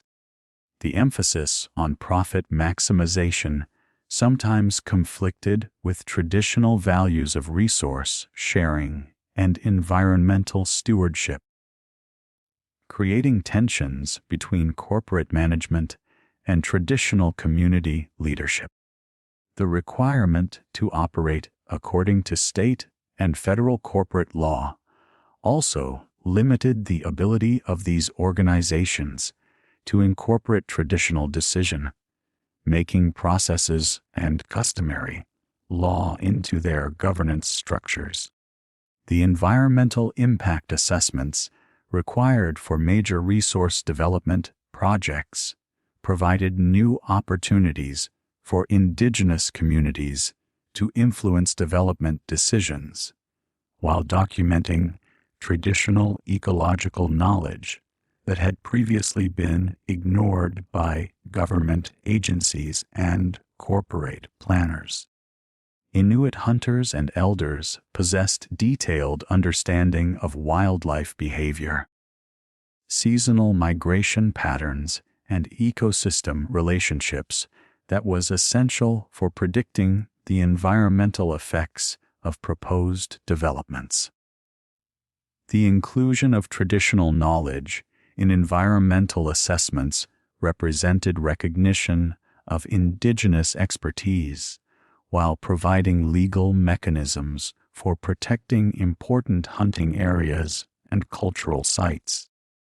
The James Bay and Northern Quebec Agreement, signed in 1975, represented the first comprehensive land claim settlement in Canada, and established precedents for subsequent negotiations with other Indigenous groups. The agreement was negotiated in response to the James Bay hydroelectric project, which would have flooded vast areas of traditional CRE and Inuit hunting territories without Indigenous consent or compensation. The final settlement provided $225 million in compensation, along with guaranteed hunting and fishing rights over traditional territories and limited self-government powers for Indigenous communities. The negotiation process for the James Bay Agreement involved complex discussions about the relationship between traditional Indigenous rights and modern legal systems that would influence all subsequent land claims negotiations. Indigenous negotiators argued that their traditional territorial rights had never been extinguished by European colonization, and that any development on traditional lands required Indigenous consent. Government and corporate representatives maintained that Crown sovereignty gave them authority to approve development projects while offering compensation for any impacts on Indigenous communities. The final agreement represented a compromise that recognized some Indigenous rights while allowing development to proceed under specific conditions. The hunting and fishing rights provisions of the James Bay Agreement established detailed protocols for traditional harvesting activities that balanced Indigenous subsistence needs with wildlife conservation requirements. The agreement guaranteed Inuit communities exclusive hunting rights over specified territories while establishing quotas and seasonal restrictions designed to maintain healthy animal populations. The provisions also recognize the authority of traditional hunters and community leaders to manage harvesting activities according to customary practices that had proven effective over centuries of sustainable resource use. The self-government provisions of the James Bay Agreement created new political institutions that combined elements of traditional indigenous governance with modern administrative structures. The agreement established regional and local governments controlled by indigenous communities with jurisdiction over education, health services, social programs, and certain aspects of natural resource management. These governments operated according to democratic principles while incorporating traditional consensus-building processes and recognizing the authority of elders and traditional leaders in community decision-making. The Nunavut Land Claims Agreement concluded in 1993, after nearly 2 decades of negotiations, represented the largest Indigenous land claim settlement in Canadian history and established the foundation for the creation of Canada's newest territory.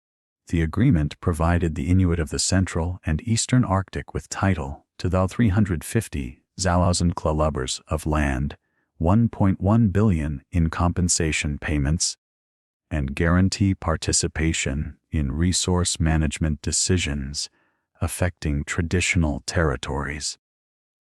The settlement also included provisions for the creation of Nunavut Territory with a public government that would be controlled by Inuit voters due to their demographic majority in the region. The research and documentation efforts that supported the Nunavut land claim involved the most comprehensive mapping of traditional Inuit territories ever undertaken, with community members from 26 settlements providing detailed information about traditional place names, seasonal hunting patterns, and historical events that demonstrated continuous occupation and use of the land.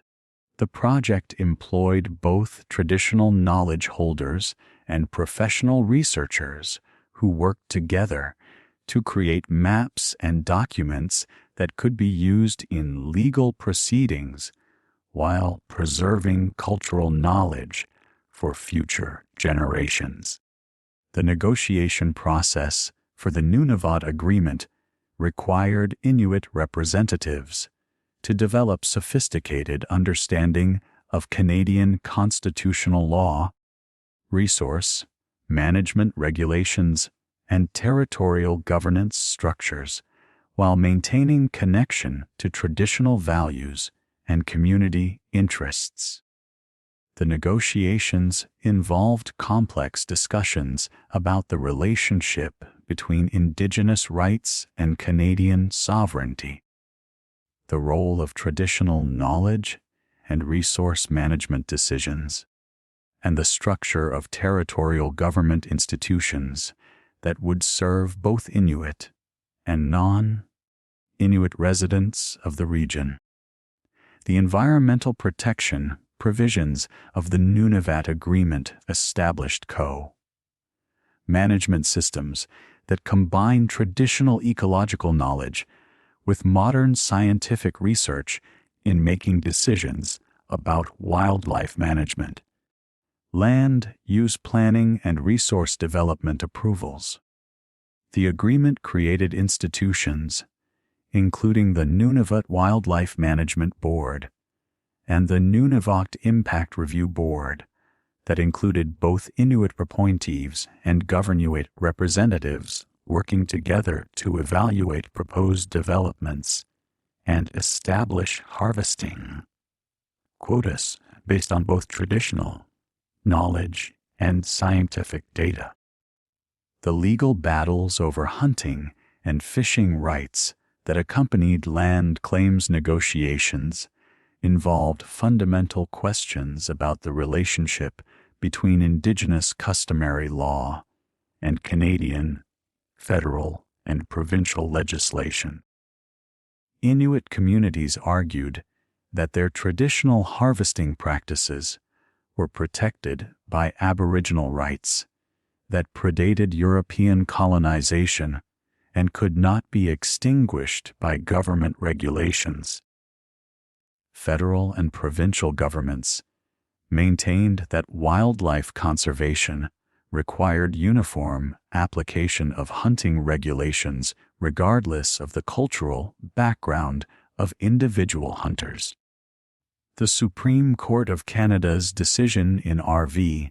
Sparrow in 1990 established important precedents for the recognition of Aboriginal hunting and fishing rights, while also defining the circumstances under which governments could regulate these activities for conservation purposes.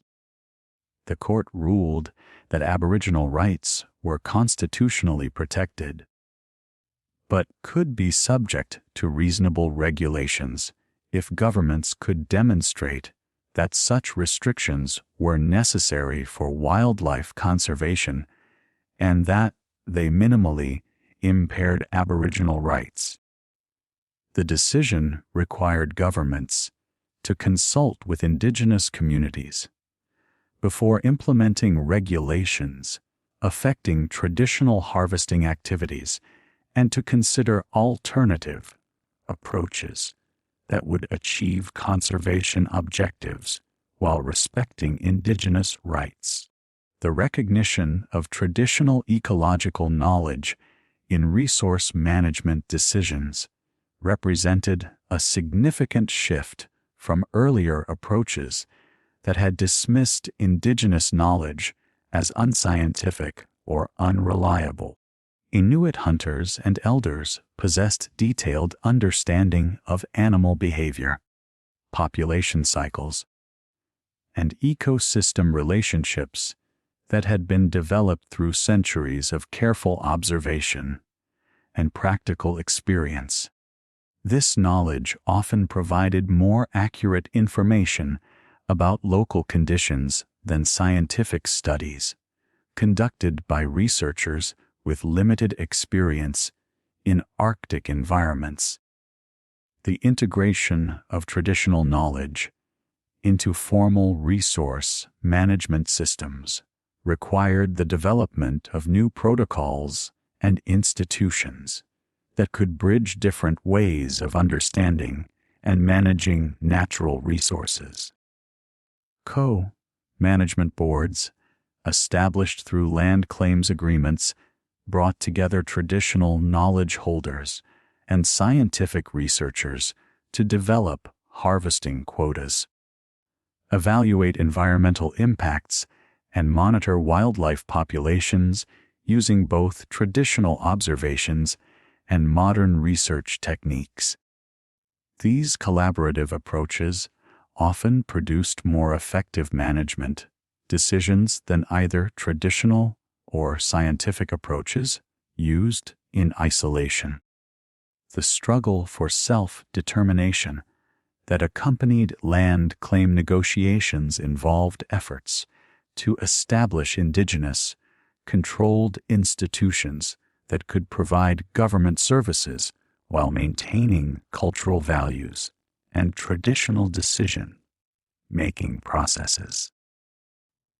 Inuit communities sought to create governmental structures that would be accountable to community members rather than distant bureaucrats, while possessing sufficient authority and resources to address local needs and priorities effectively.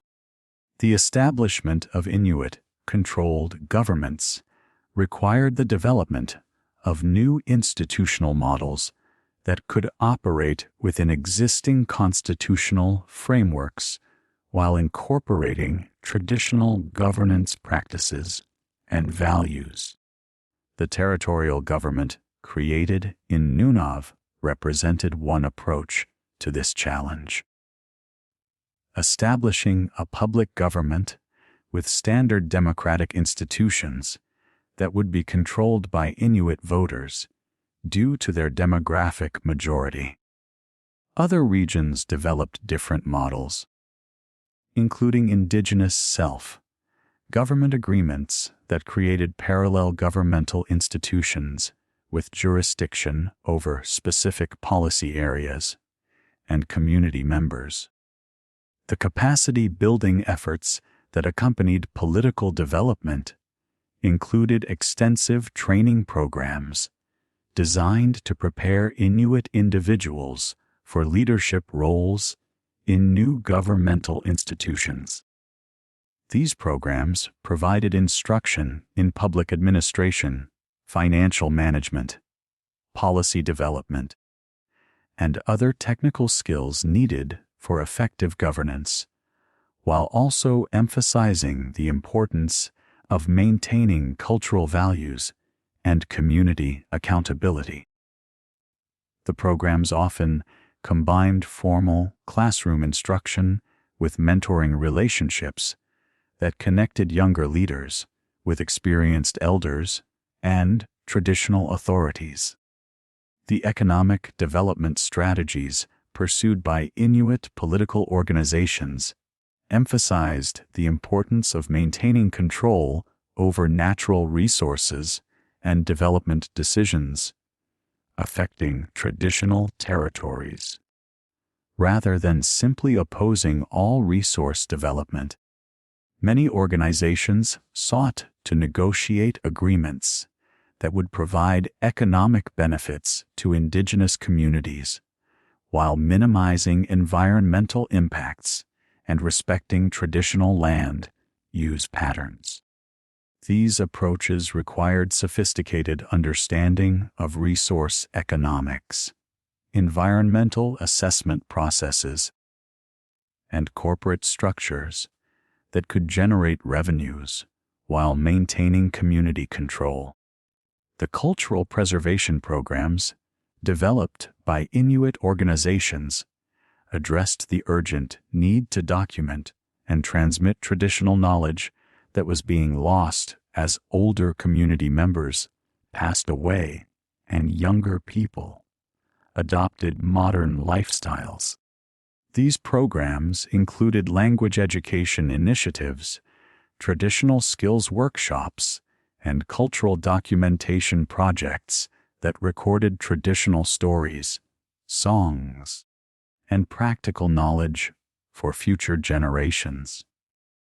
The programs often emphasized the connections between cultural preservation and political sovereignty, arguing that strong cultural identity was essential for effective self-governance and resistance to assimilationist pressures.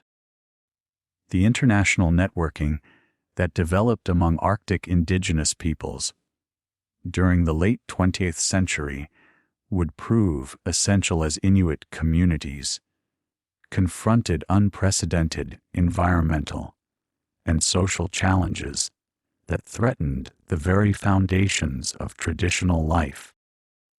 The accelerating pace of climate change driven by global industrial emissions began to manifest in dramatic alterations to Arctic ice conditions, weather patterns, and wildlife populations that had remained relatively stable for centuries.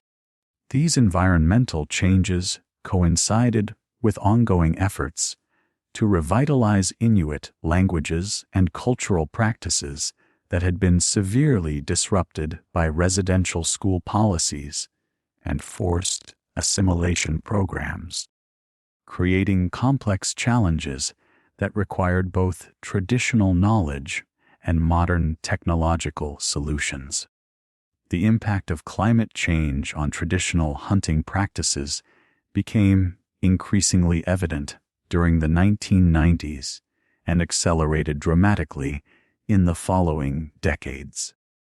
Sea ice that had historically formed predictable patterns, allowing hunters to plan seasonal activities around reliable ice conditions, began exhibiting unprecedented variability in timing, thickness, and extent. The traditional Inuit calendar, which divided the year into 13 distinct seasons based on ice formation, wildlife behavior, and weather patterns, no longer corresponded to actual environmental conditions, as warming temperatures disrupted established cycles that had governed Arctic life for millennia. Seal hunting, which had formed the cornerstone of Inuits' subsistence for over 1,000 years, faced particular challenges as changing ice conditions affected both seal behavior and hunter safety. Ringed seals, the most important subsistence species across much of the Arctic, require stable sea ice for creating and maintaining breathing holes throughout the winter months. As ice formation became delayed and ice thickness decreased, seals altered their denning patterns and breathing hole locations, making them increasingly difficult for hunters to locate using traditional techniques that had been refined over countless generations.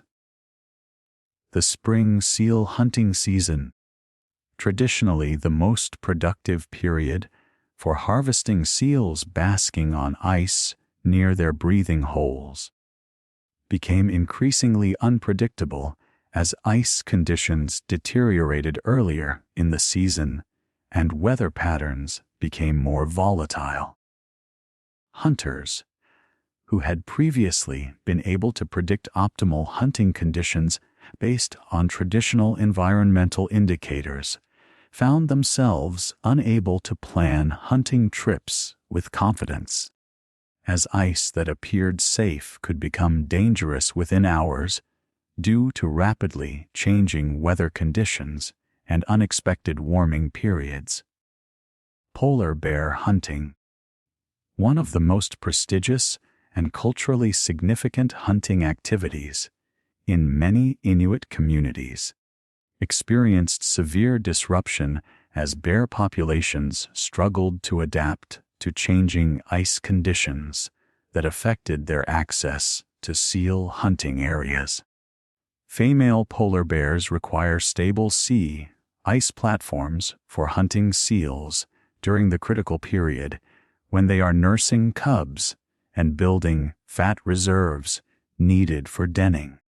As ice-free periods lengthened and ice quality deteriorated, bear populations in many regions began declining, forcing communities to accept reduced hunting quotas or complete hunting moratoriums that eliminated important sources of food, materials, and cultural continuity.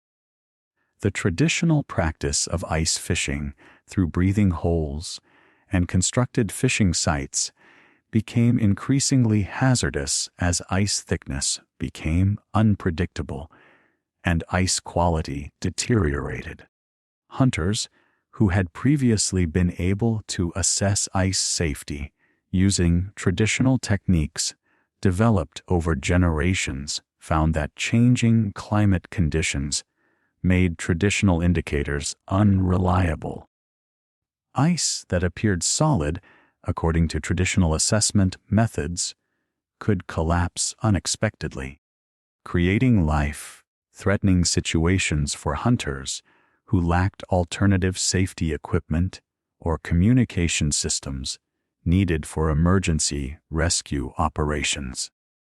Caribou hunting faced different but equally serious challenges as changing precipitation patterns and temperature fluctuations affected migration routes, carving success and winter survival rates for the massive herds that had sustained inland Inuit communities for centuries.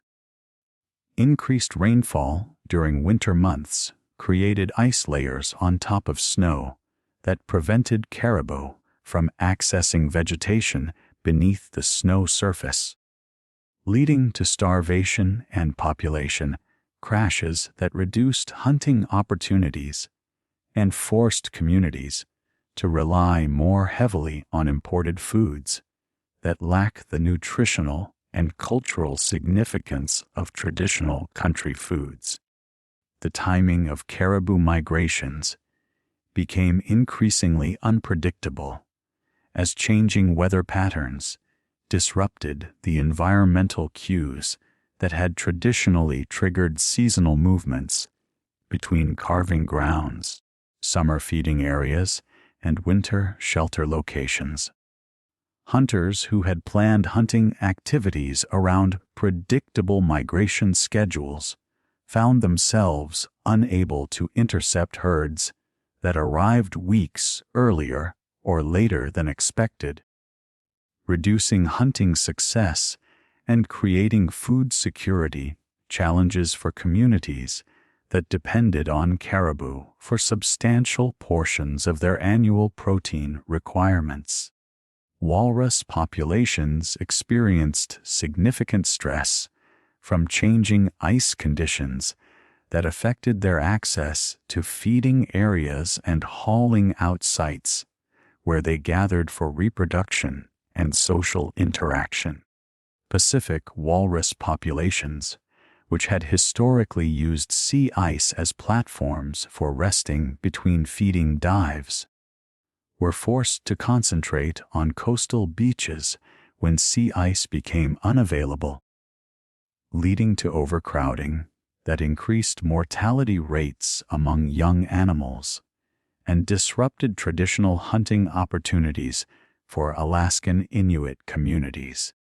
The availability of traditional plant foods and materials also declined as changing temperature and precipitation patterns affected the growth and distribution of berries, medicinal plants, and materials used for traditional crafts and tools. Arctic willow, which had provided essential materials for basket making and traditional medicines, experienced altered growth patterns that affected both the quantity and quality of materials available for traditional uses. Berry harvesting, an important late summer activity that provided both nutrition and social opportunities for families and communities, became less predictable as flowering and fruiting times shifted in response to changing temperature patterns. The nutritional implications of reduced access to traditional country foods extended far beyond simple caloric replacement, as traditional foods provided essential nutrients including omega-3 fatty acids, iron, and vitamins that were difficult to obtain from imported commercial foods available in remote Arctic communities.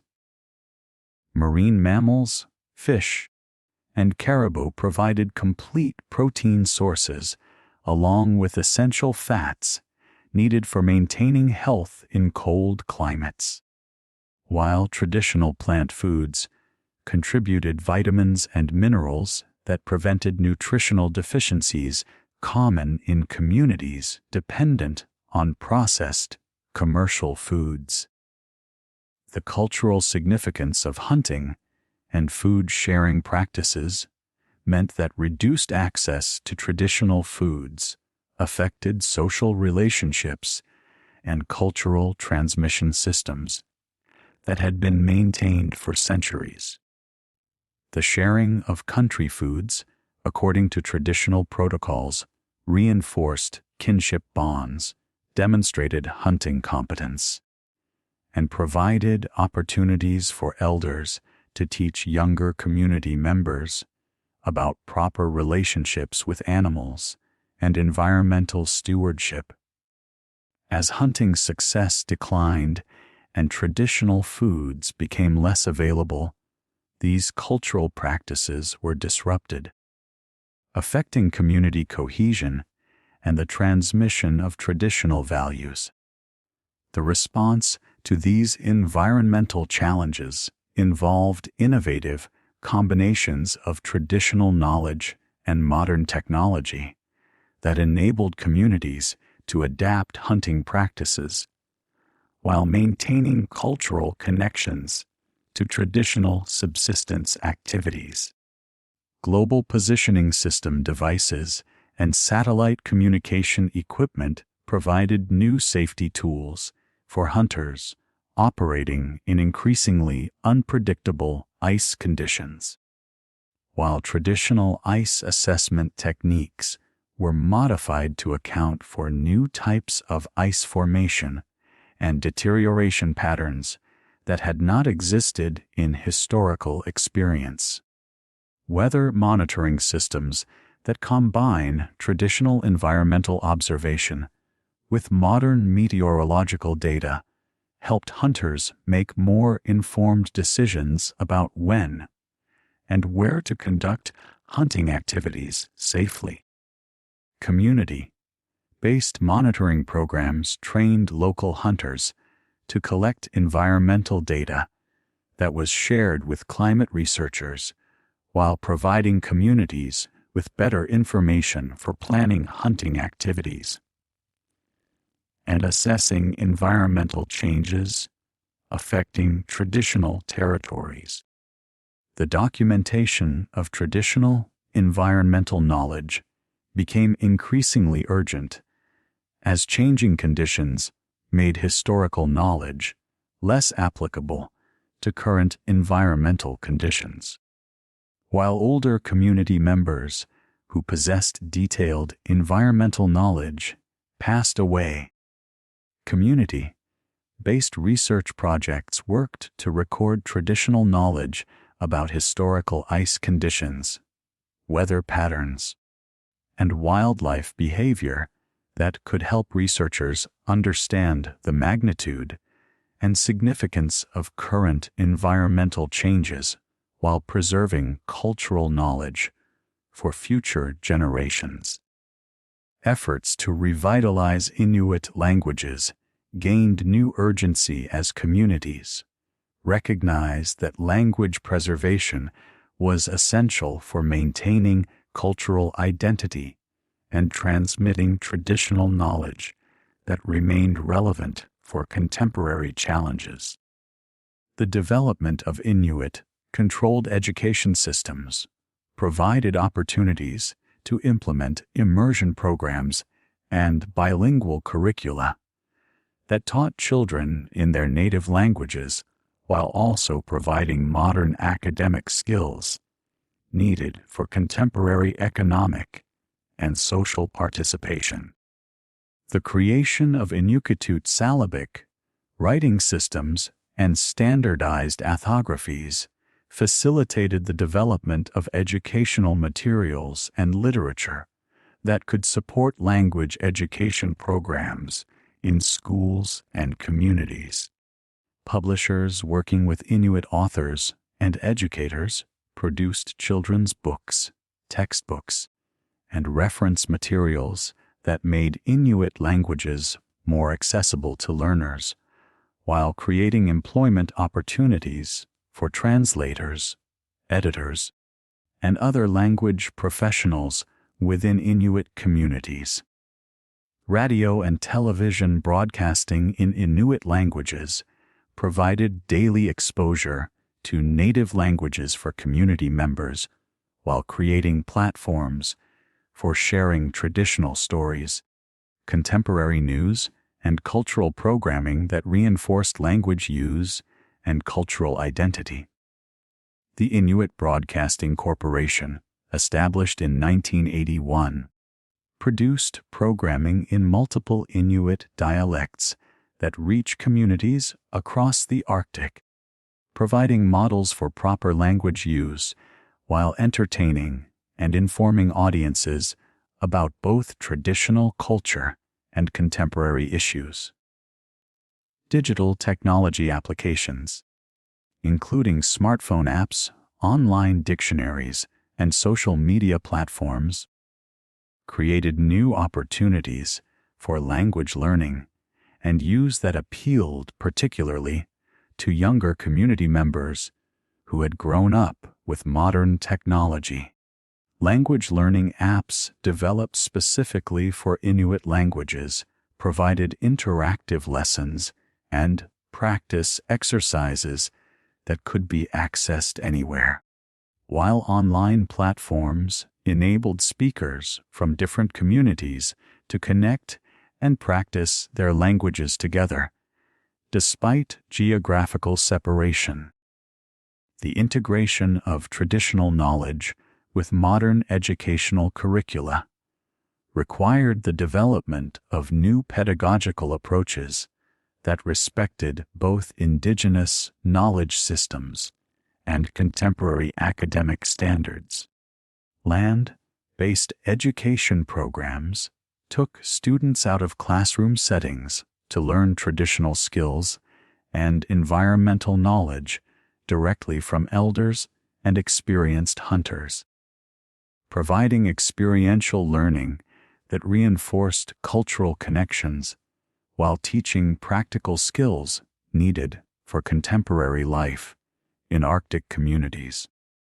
Cultural camps and traditional skills workshops provided intensive learning opportunities where young people could acquire traditional knowledge, including hunting techniques, food processing methods, traditional crafts, and spiritual practices under the guidance of knowledgeable elders and cultural practitioners.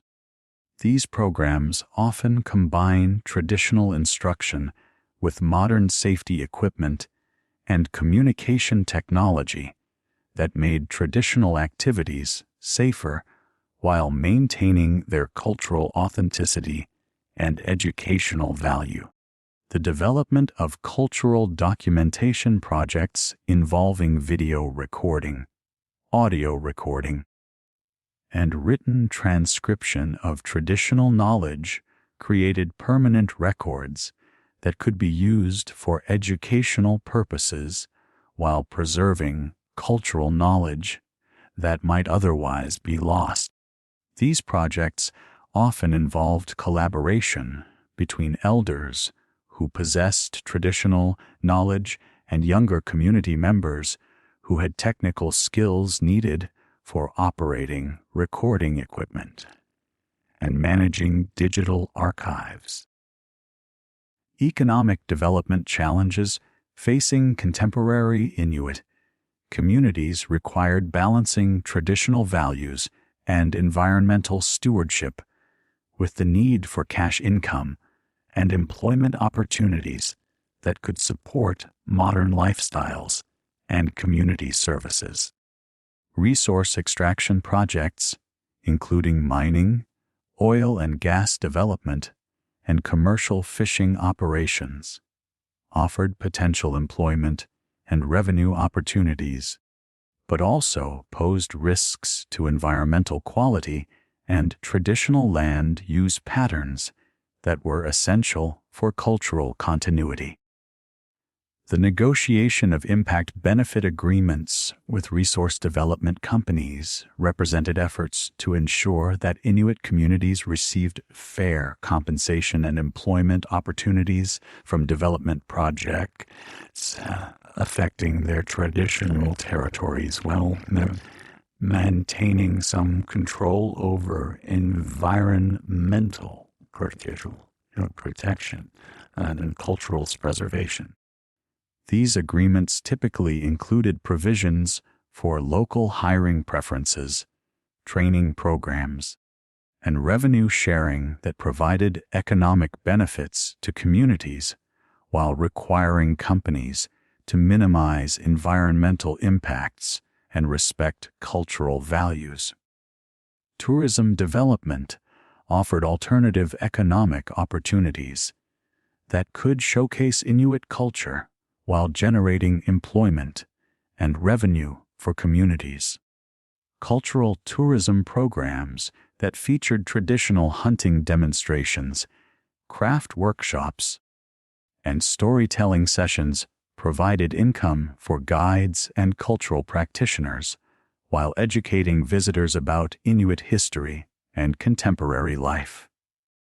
However, tourism development also required careful management to prevent cultural commodification and ensure that tourism activities respected community values and privacy. The establishment of Inuit-owned businesses and cooperatives created opportunities for economic development under community control while maintaining traditional values of collective ownership and shared decision-making. These enterprises ranged from traditional craft production and commercial fishing operations to modern service businesses, including construction companies, transportation services, and retail operations that serve both community needs and external markets. The challenge of maintaining traditional economic activities within modern market systems required innovative approaches that could generate cash income while preserving cultural practices and environmental sustainability. Commercial hunting and fishing operations that sold traditional foods to urban markets provided income for hunters while maintaining connections to traditional subsistence activities. Though these operations also required compliance with food safety regulations and marketing systems that were designed for industrial rather than traditional food production, youth engagement in cultural preservation and political participation became increasingly important as communities recognized that cultural continuity depended on young people maintaining connections to traditional knowledge, while also acquiring modern skills needed for contemporary leadership roles. Youth councils and cultural education programs provided opportunities for young people to learn about traditional governance practices while participating in contemporary political processes affecting their communities. The role of social media and modern communication technology in maintaining cultural connections created both opportunities and challenges for cultural preservation efforts. Social media platforms enabled young Inuit people to connect with peers from other communities while sharing cultural content, including traditional stories, language lessons, and contemporary artistic expressions that reinforce cultural identity across geographical boundaries. However, social media also exposed young people to outside cultural influences that could compete with traditional values and practices for their attention and loyalty. Online gaming and digital entertainment created new forms of cultural expression that combined traditional themes with modern technology, including video games that featured Inuit characters and traditional stories adapted for digital platforms. These contemporary cultural expressions provided ways for young people to engage with their cultural heritage through familiar technological formats while also creating new forms of artistic and cultural production that reflected contemporary Inuit experiences. The development of Inuit-controlled media production facilities and training programs created opportunities for young people to acquire technical skills in video production, audio recording, and digital media creation while producing content that reflected community values and cultural perspectives. These programs often combine technical training with cultural education that helped young people understand the connections between traditional knowledge and contemporary media production techniques. The preservation of cultural identity in an increasingly globalized world required conscious efforts to maintain distinctive Inuit values and practices while also participating in broader economic and social systems that offered opportunities for education, employment, and cultural exchange. This balance involved selective adoption of outside technologies and practices that could support community goals while rejecting influences that threatened cultural continuity or community cohesion. The establishment of cultural protocols and community guidelines for interaction with outside researchers, media representatives, and visitors help communities maintain control over how their culture was represented and shared with external audiences. These protocols typically emphasize the importance of community consent, accurate representation, and respect for cultural sensitivities, while providing frameworks for beneficial collaboration with outside partners who could support community goals. The integration of traditional governance practices with modern political institutions created hybrid systems that combined democratic participation with consensus-building processes and elder consultation that reflected traditional decision-making practices. These governance innovations provided models for other indigenous communities while demonstrating that traditional political practices could be adapted to contemporary circumstances without losing their essential characteristics. As Inuit communities navigate the complex challenges of the 21st century, they continue to demonstrate the resilience and adaptability that enable their ancestors to thrive in the Arctic for over a millennium. The combination of traditional knowledge with modern technology, the revitalization of indigenous languages, alongside participation in global communication networks, and the development of sustainable economic opportunities that respect both cultural values and environmental stewardship represent ongoing efforts to maintain cultural continuity while adapting to rapidly changing circumstances.